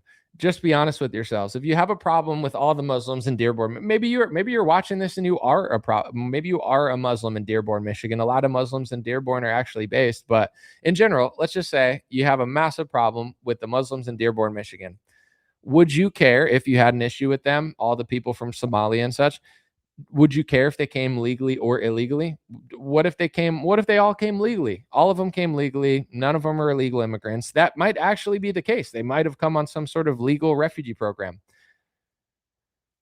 Do you still have a problem? You do. It doesn't make you a racist. It's just the reality of the situation. You don't care if they came illegally or legally. What if 5 million people came from Africa to Italy legally, and now Italian people don't exist in 80 years? There's only 10% of them. But they came legally. They didn't come illegally. Don't worry. They didn't come over the border. Would you care? Of course not. Nobody would care. So here's what I'm trying to say about Trump and the GOP. They're like on 2014 talking points. Closing the border is impressive, but like if they're bringing in millions of people every year legally from different places in the world and letting Indians kind of scam the H-1B system, it's not going to matter in 30 years where they came from or how they came here. It's just going to change the entire demographics of the country. That's just like science and math. I'm not trying to be a dick about it, and I'm not the judge of who needs to come from where, but it's like the average Republican like boomer who listens to Nick Shirley will be like, look at all the Somalians in Minnesota. Okay. So is Trump stopping mass immigration coming legally or illegally? No, he's stopping illegal immigration, but he's fine with H-1B visas. And a lot of Republicans that are lobbied by the Israel lobby voted with Democrats to keep a bunch of Haitian immigrants or Haitian migrants or whatever they are, refugees. Don Bacon, I think Mike Lawler was in there, and Trump endorsed Mike Lawler, so it's like, why is somebody that votes with Israel over America okay with keeping a bunch of refugees from Haiti when most of MAGA doesn't want that?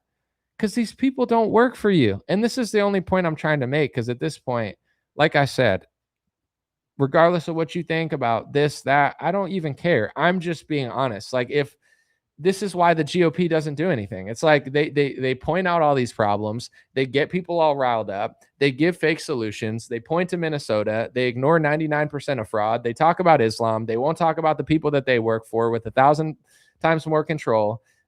They claim that they're fixing the demographic problem, but they're absolutely doing nothing for it. It's like it's fake opposition. It's like slightly better than Democrats. That's all it really is.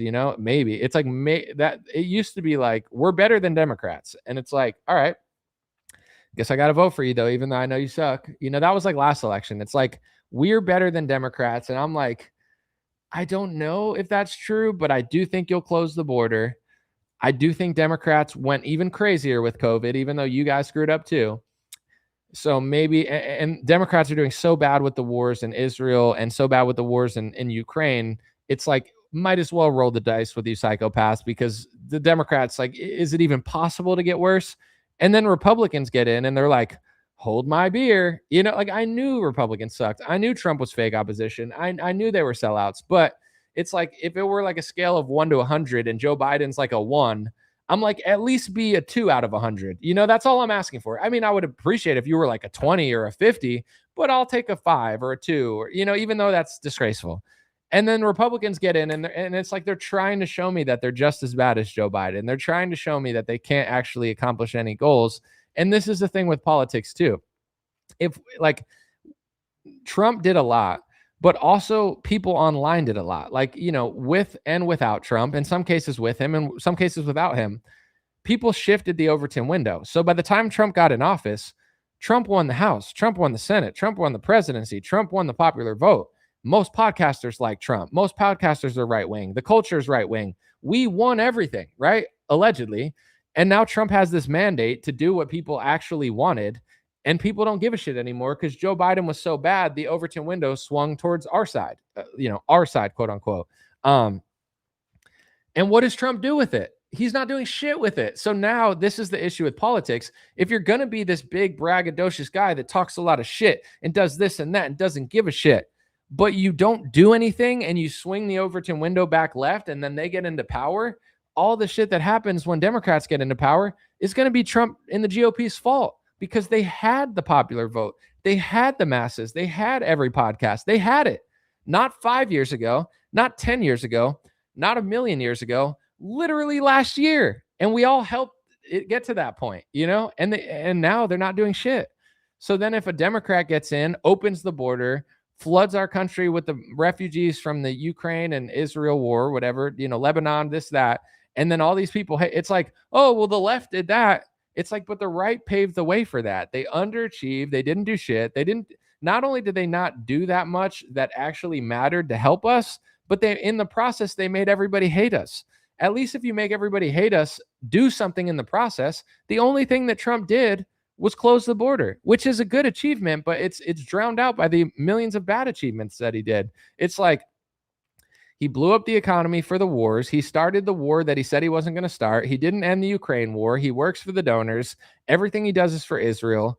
he does tariffs and he tells people they're for American interests. And then you study the tariffs. Even I thought maybe they could be for Americans. I'm not like a pro tariff guy, but I'm not like an anti-tariff guy. I haven't really thought about it, to be honest. So I'm like, let's be patient and see what Trump does. After 5 months, I could already tell him, like, dude, these tariffs aren't for us. They're for foreign policy. He's trying to strong arm Canada, not because it helps the American farmer. He's strong arming Canada because they won't bow down to Israel. He's strong arming Ireland because they won't bow down to Israel. He's strong arming India, not because he cares about Indian migration, because India did a deal with Russia, and Trump is trying to choke out Russia because the Russia-Ukraine war has to do with the wars in the Middle East. They're all connected. So it's like, even the tariffs weren't for us. The Lutnick Trump tariffs are a total scam. He's sporadic about it. Oh, I'll take this tariff off for England and for Kentucky bourbon. So, I'll take these tariffs off to lower the prices. Why would taking the tariffs off lower the prices? Because tariffs raise prices. Tariffs are a tax on the American business, and they're eventually a tax on the American consumer. Foreign countries don't pay tariffs. We do. And the thing is, he's not doing it intelligently because some companies don't have the resources to even do it in America. Some do, but some products are not made in America. So, it's like he's screwing over American businesses. He's making the prices more. He's raising the gas prices with the war, and his family's cashing out on all of it. Like, I don't know how you're doing, but let's just say you're losing money over time because of inflation and gas and the prices of everything. If Trump was losing money too, he'd feel like you would. But he's not losing money. He's making money. He's making money through crypto. His sons are making money through war, drones, and stuff. It's like they don't give a fuck about us. So, Trump sucks. Trump just sucks so hard. And he's blowing everything. It's like everyone liked him a year ago. Nobody likes him now. He's going to lose the midterms probably. I mean, maybe he could pull it off somehow, but and then what happens when Democrats get into power? They do what they want. But I'm not going to sit there and say when Democrats do stuff, oh, Trump is an innocent victim to what the Democrats did. No. He could have won the House, the presidency, everything again. Next election, it should be a slam dunk because our country was shitty under Biden. So all you have to do is try to do the right thing a little bit, which he is a little bit, but got some guy on Facebook. You suck. I'm a boomer. I love Trump. I don't care about anything else. That's like not all boomers. We got a lot of good boomers, but like the Trumped out boomers, they're like, I don't care about the future. I just care about Trump. I don't want to talk about anything that bothers my thought process. I just want to keep repeating the same mistakes over and over and over and over again. So my kids and grandkids are broke and under a Palantir slave system. But don't tell me that Trump's in on it. Please, it hurts my feeling. It's like, thank you, boomers. We appreciate you hoarding all the wealth, doing nothing to help anybody, and, sending your grandkids into the shittiest country ever made. Thanks so much. We appreciate it.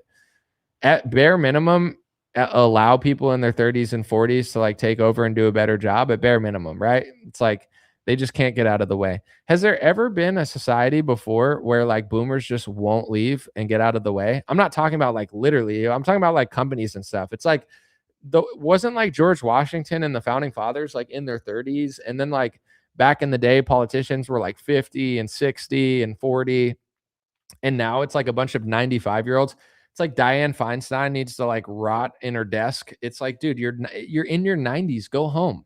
Nancy Pelosi, go home. Donald Trump, let somebody in their 50s or something, like 40s, somebody, like it's like boomers just, they're like, not only did we ruin the greatest country in the world, and we're admitting that we're leaving you and you're inheriting a shittier country in every way, and we have all the wealth, so we're going to act like we don't care, but we're not going to allow anybody. It's like, we're going to stick around in powerful positions for as long as we possibly can.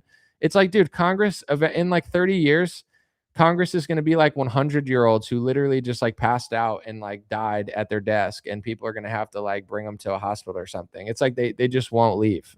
Dude, I don't even want to do my job right now. I can't I can't imagine being like 80 years old and being like, I still really want to do this. It's like, why? How? Like, dude, Aaron Rodgers and like Tom Brady are like anomalies in football where they can still be really good in their 40s, but in their 50s, they just know they can't be that good. In their 60s, they know they can't be that good. I love seeing old people do cool stuff, but even like Al Michaels and stuff. How old is Al Michaels? Like 85? Listening to him announce, it's tough because he's just like so old, you know? And at least he's just announcing. He doesn't have to like do that much, but it's like I love Al Michaels. I love the fact I want him to be there because it's like nostalgic and it's better than some like bald female lesbian they just randomly put there.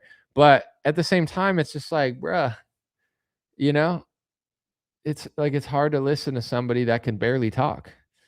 But whatever. Someone said I wanted to buy 5 small sweaters from the UK and the tariffs had $75 on top of tax and shipping. Pretty much everything on eBay has the tariffs we will now pay.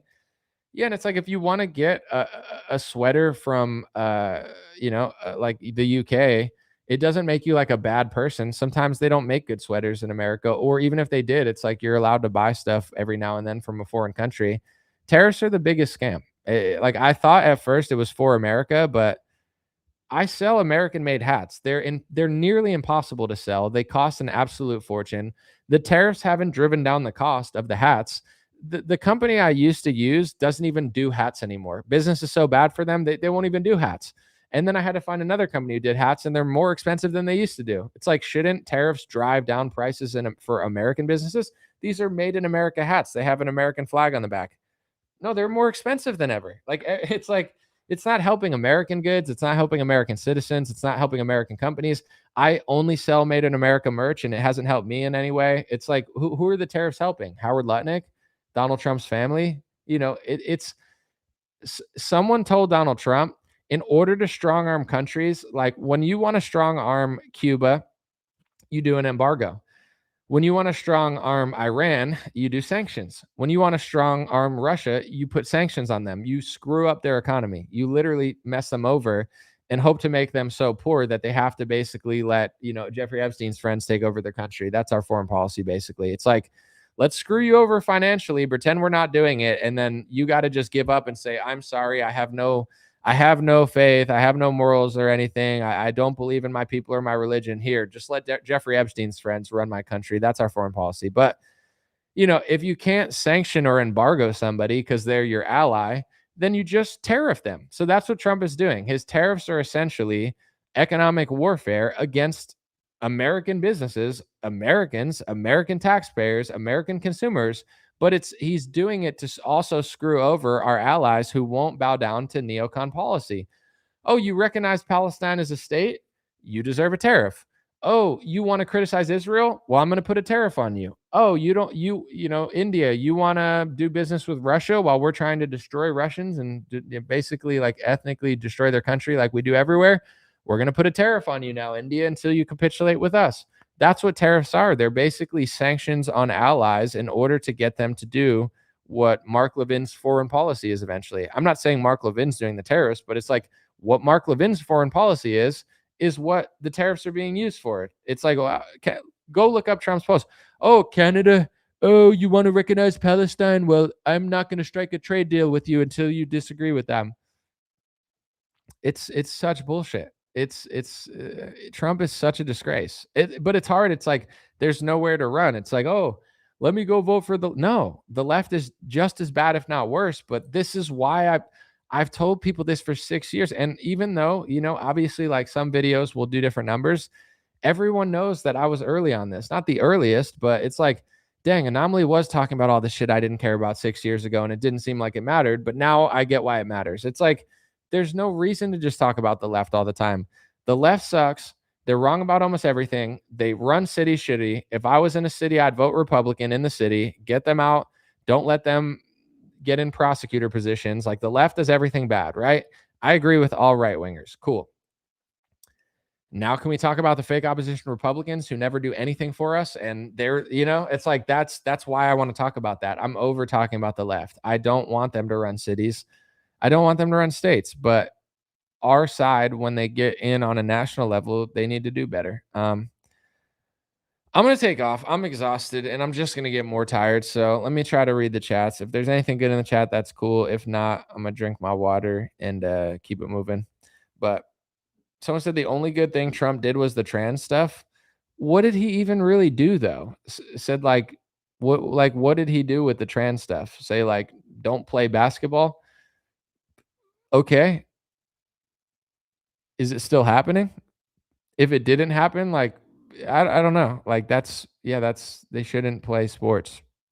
And I don't think they need tampons in girls' bathrooms, but he's not even doing that much. I saw him post a True Social and he said something about like trans medicine or something for minors without parent consent. And then people noticed that he said that, and then he reposted it because he got so much backlash. And he was like, actually, none of that in general. So it's like, so you're willing to give it to like young kids if the parent says it's okay? I mean, I understand that's another controversial topic, but this idea that Trump is some like like he's not Matt Walsh. If you elected Matt Walsh, you would see what a conservative was. You know what I'm saying? Matt Walsh is a lot of things, but he's actually like super socially conservative. Trump is a liberal. He doesn't even do it. Like, what is he doing with the trans stuff? He's like, I don't know. Like, maybe I'm wrong, but like, what has he even done? He's like, if Democrats, if you don't listen to me, we're gonna maybe stop allowing the trans thing, but unless the parent says it's okay. Like, it's like, whoa, wow, oh my God, like that's what I have to vote for. It's like war with tampons in a bathroom or war without tampons in a bathroom, economic implosion with a Biden sticker on it, or gas prices raising with a Trump sticker on it with no tampons. It's like, whoa, wow, that's so good. So, and even with all that, it's like, obviously, I think it's crazy, but I think people are leaving cities. And this is not good, but I think like Seattle's eventually going to fail. I think Portland's going to fail. I know I lived in Los Angeles. It was a failed city. So like at a certain point, in my opinion, I know this isn't good, but you just got to like either stay and do what Spencer Pratt's doing or leave. You know what I'm saying? Like everyone's leaving anyway, like nobody wants to live in Seattle. Nobody wants to live in Portland. If they want to put tampons in a girl's bathroom in freaking Minneapolis or boys' bathroom, do I think that that's okay? No, I think it's literally insane, and I think it's like literally I live in a sci-fi movie where like everyone's retarded. But why? Like eventually, just everyone needs to get away from these people, and then they'll have their like failed Orwellian city. Like what are they doing in Los Angeles now? I don't know. I left. I left and I never looked back, and I never want to go there again. Literally never. Like I know what it's like, and I know where those policies lead, and it's just nowhere good. So now it's not just me leaving. Now it's businesses leaving, and Starbucks is leaving, and Oracle's leaving, even though I don't know that's really, but it's like In-N-Out's leaving. This person's leaving. They don't want to do this here. Is this city even going to like be afloat in 20 years? I don't know. If someone lives in Seattle and Portland, like what's going on there? I know my old neighbor moved from Seattle, and he told me like, I lived in Seattle my whole life. I love Seattle. He was very successful. Like he could afford a nice area. He had to leave. He was like, dude, it's so bad. It got so bad. There's not enough money in the world that would keep me in that city, even though I love that city. I've loved it my whole life. I've lived there my whole life. You could tell that city was like part of his identity. Like he was like really into it, but he was like, dude, I got to get out of here. That's what most people are doing. So what I'm trying to say is Trump didn't do that much on these topics, but at the same time, I think society and business will do stuff. Like if all businesses leave, now you're just surrounded with a bunch of shit lib kids who can't do anything. Like your whole city's literally going to fail. So that's what the Democrats are doing, I think, is like the Democrats are like, they get elected, but then they realize if I listen to these shit lib kids, the whole city would implode. Like nobody would have water. Like nothing would work. So then they like pretend to be progressive. They get in office. They're not as progressive as they pretended to be because they know the city would fail if they did that. And then when they try to slightly save the city, all the left-wing kids get mad at them. So it's like, that's the hell that they live in. You know what I'm saying? Like Ted Wheeler, it's like he's super left-wing, but he's not left-wing enough for them. So they're like yelling at him everywhere he goes. Like, what type of life is that? Who wants to be the mayor of fucking shit city? So at the end of the day, it's like they're creating hell on earth in these democratic cities. I hope people vote Republican, but at the end of the day, I don't think Trump is solving the problem of like trans. I like, what is he even doing? How, like, like where? I don't know. I'll read some of the comments. I'll ask AI real quick before I leave. Like, what has Trump done to fight the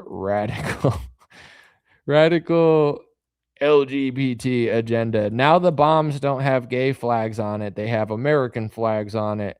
You know, he's not going to let some gay guy run the military. He's going to let Pete Hegseth run the military and do the same thing that they were doing anyway. He banned them from the military. All right. Removed some LGBTQ data collection. Okay. Oh, so that's first term. Okay. Second term. He defining sex biologically. Okay. So federal agencies must recognize two sexes. So now if you work in the government, they're still corrupt. They're still scamming you. They're still stealing your money. They're still censoring you. They're still lying to you. But now in their meetings, there's no like gay stuff. I mean, it's definitely like an improvement if you work in the government. It's like, wow, I don't have to do these diversity courses now. But I don't think it like changed anything, you know? The military thing, okay. Youth transitions, orders, directives to restrict federal funding from gender affirming care for minors. Okay. Women's sports, keeping men out of women's sports, directs withholding federal funds from schools, colleges, allowing biological males in female categories. Okay. Ends federal support for social DI programs and stuff. Cool, but then they're just going to replace it with like Zionist propaganda. It's like, take out the gay books and put in the book that says why you need to agree with Israel, or we're going to kick you out of school and call you an anti-Semite and make sure you can't work or date anybody. So, I mean, like half of those are improvements, but the other half are just replacing the gay book with like the Israeli book. I'm not trying to be like crude or crass, but it's like now the schools aren't gay, but if the schools criticize Israel, we'll pull their funding also. It's like, well, that kind of ruins it for me, but you know, so I'm sure there's some people that are impressed on it. And then also it's like, it's a long-term game too. So let's just say he does that for 2 years, right?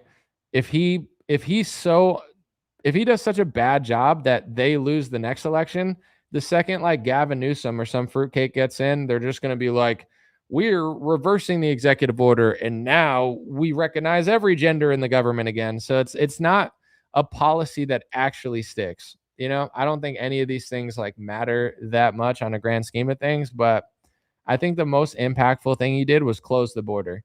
That matters. That changes the trajectory of a lot of things. That's like a 20 to 30 year swing. That's like millions of people that would have just came here. So like there are things that are tangibly actually do something and are, you know, I would say stand the test of time, but I think all those executive orders are kind of, I don't want to say cosmetic because I think they probably do implement them to some extent, but a lot of them, if you could just literally remove it and then pass the next thing as soon as the Democrat gets in, then it's like, well, we had 3 years of, you know, not doing DEI training in the government. It's like, if you work for the IRS, they're like, hey, you're going to take people's money. Do you want to do it in a gay way or do you want to not do it in a gay way? It's like, it's like, I don't know. I guess I just don't really care like whether or not the IRS goes through gay programs. They're going to take my money either way. So, you know, I think on a corporate level, there's way too much like, we need to recognize the two-spirited queers that were here before us. Here's a 5-hour PowerPoint presentation. It's like, bro, I'm just trying to do my job, dude. I don't need this lecture right now. Like they are doing that everywhere. And I feel like it's funny, but, yeah, like whether or not the government has to deal with that, like, I don't know. I don't care. But someone said my daughter works there and there's still all that equity stuff. It's in the colleges too. see, like, I'm not trying to be like a Debbie Downer because I don't know, but that's what I kind of assumed. Like, I haven't seen it really like disappear anywhere. And maybe I'm too much. But it's like when everything I use is still super corny. Like, you turn on ESPN, it's super lame and feminist and gay. I watch the UFC, they're censoring Sean Strickland making an APAC joke. Like, in my world, everything's exactly the same, if not worse. And I know it's my reality because I make a bubble for myself because I don't want to live in, libtard world. But, you know, yeah, the things I watch are the same or worse. Like the Zionist network Paramount is now censoring UFC on their YouTube channel because they don't want uh, Sean Strickland making an APAC joke because of how he looks. That's hate speech. It's anti-Semitism. They're cutting it out. The UFC wasn't censoring anybody 2 years ago, and they were on ESPN, which is like another network that is corny. So I don't know. I'm sure someone is being helped by these policies, but it's not helping me. But whatever. Appreciate you guys. God bless you. God bless your family. God bless America. God bless the world. Thanks for hanging out. I think I'll be making some more mid tier, or not mid tier, but like I might be making some different videos now. We'll see what happens and what I do, but I might be leaning into YouTube now. If Facebook's going to do me dirty and they won't even have a conversation with me, it's like LeBron saying he's taking his talents to South Beach. I'm taking my talents to YouTube, and then when YouTube bans me, then I'll take my talents to freaking somewhere else. But the Rumble CEO is always like, everybody needs to use Rumble. It's like, bro, you're not even close to competing with these other networks, not in views, not in traffic, not in paying creators. Like, you're not even remotely making it sustainable for anybody. And I know nobody cares about this stuff because it's like, who cares how much a creator's making? Nobody gives a shit. But I do like to talk about it because I think people need to understand the economy we're in. And at least I could let you know for myself, because I can't speak for others. I've been doing stuff for years. My first YouTube video was 2008. I didn't make any money on social media until maybe like 2018 or 2017. I don't know. It took a long time. I didn't even think about making money when I first made rap songs on YouTube. I just thought about, well, I live somewhere where no one cares about me. So if I want to be seen as a music artist, I have to like post it to the world to get out of the town that I'm from. So that's why I used YouTube. I didn't ever even think of like this being a job. Same with politics. I just really cared about politics. YouTube didn't, Facebook didn't pay for anything. YouTube, I didn't even use that much. Like, I wasn't like making anything, but I never even thought this was a thing. Once it became a thing, and once I realized that, okay, I'm just going to do journalism and news analysis and stuff like that, there's been a lot of shifts. And one thing that I thought of recently, and think about what you want. I'm just being super transparent. I was doing everything all the time for years because, I got millions of people on Facebook. I got hundreds of thousands of people on Instagram, all these things. I built all these platforms and I don't want to neglect any of them. So I was doing them all the time, so much, because it was fun. It was meaningful, but also it was like, I didn't want to let anyone down. At a certain point, I just hit a wall and I was like, dude, I'm not a robot. I can't just keep like feeding out content all the time just to please everybody.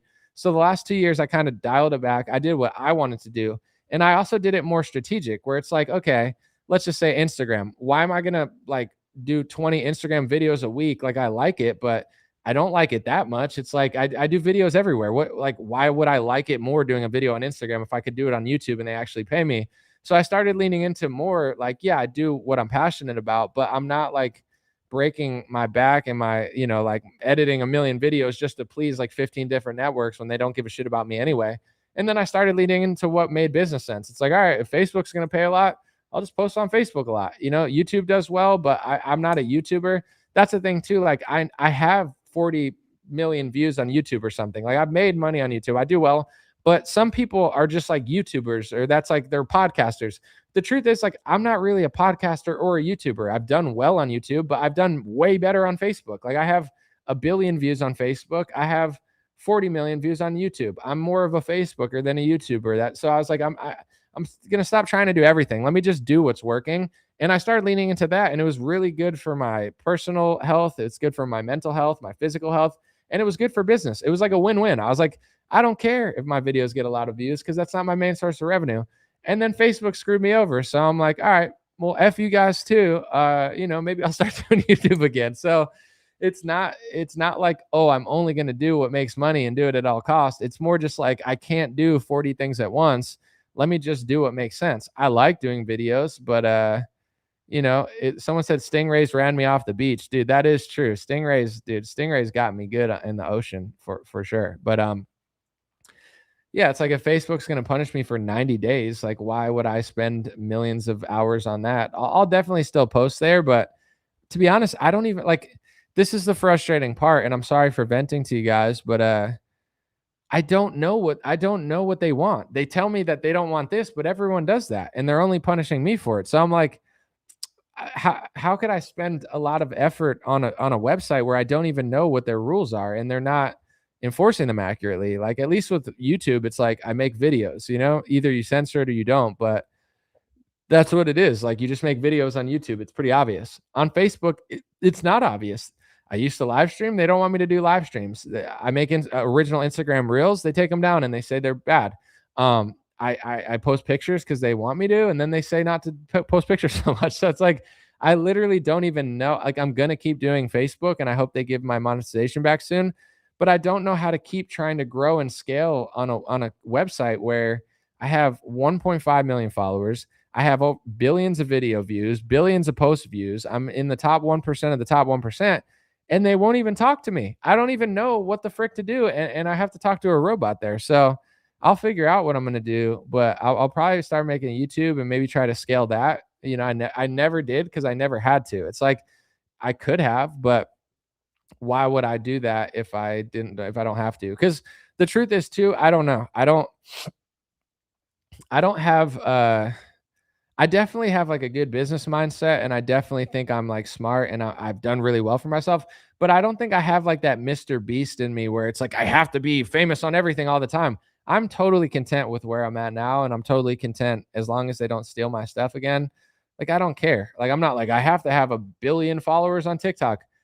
I don't care if I never get another follower on TikTok again. I literally don't care. As long as I could do what I like and people like it, I don't have this like, let me scale this on every platform. It's whatever, like if I need to, I will, but I don't care. If Facebook's going to be doing well and YouTube is whatever, I was honestly super pumped about it. I was like, I'll just do live streams for myself for as long as it's fun to do that. And then eventually maybe, I'll get the right team around where I could scale that without stressing myself out. But it's not the case. So I'll let you know. I might be doing more YouTube here. And then I know I've been taking a long time, but I will think of something. I have the hats. Check them out at dreamrare.com if you want them. You can get them. Dreamrare.com, made in the USA. Even with all the stupid tariffs, they're not any cheaper. So it's not helping me any, but it's whatever. With that being said, this is a blessing in disguise. I want to do something more interesting and bigger, but I don't want to neglect everything I've already built. So now, because they're just not paying me, I'm going to spend a lot less time on there, and it's good because this is always like, if you're creative, I think other people that run businesses too, you could think about this. Like, if I bet there's like at least 100 people that do business or run businesses here, like probably more than that. But anyway, it's like, there's like, I want to do so much, but say you're a business that sells bread. You can't be like, let me do 50 million things. Like, yeah, maybe you'll turn into like a multi-billion-dollar corporation that sells 100 products. But most of the time when you try to focus on a million things, you're messing up what you've already built. Like, I've already built a huge Facebook. I've built huge social media. So as much as I want to do other stuff, how am I going to neglect what took me 15 years, 20 years to build? Like, might as well just do this. But then it kind of hinders you in a certain way, because then you never do anything outside the box of social media, because you're almost like entrapped to it like any other business. So, this gives me some time to think about other stuff, because I would like to do stuff, but everything it's tricky. Everything's tricky now. There's a lot of competition. Like, the tariffs are raising all the prices. Gas is expensive. So now all the prices are raising as well. And I think in order to create anything and drive it home, you need to have people that know what they're doing in their industries. You can't just like jump into a completely new field and be great at it. That's not like possible. I mean, maybe, but so there's a lot to think about, lot to do. Appreciate y'all. Hopefully, someone said buy a yacht, go sailing.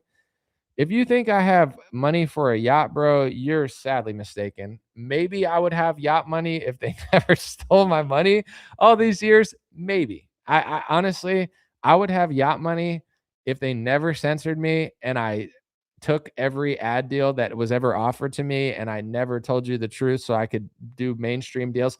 I'm sure I could be making a fortune if I were like an approved person. I have the numbers bigger than like rock stars, but they don't want to pay me because I talk about who controls the country. So it's whatever, but I'm far from yachts, bro. If you want to give me a yacht or something, I'll take it. I'll probably immediately sell it and then just pocket the money and try to, buy a house or something. But yeah, I appreciate the fact that you think I can afford a yacht and go sailing. I could probably get like a sailboat or something, or a boat. It's not going to be a yacht though. But maybe one day. I do like cruises, so a yacht's kind of like a mini cruise. We'll think about it. Maybe that'll inspire me to work harder. Thanks, bro. Have a good one. Appreciate y'all. I'll be back soon with more videos. And yeah, this will be a fun couple months. Maybe you'll see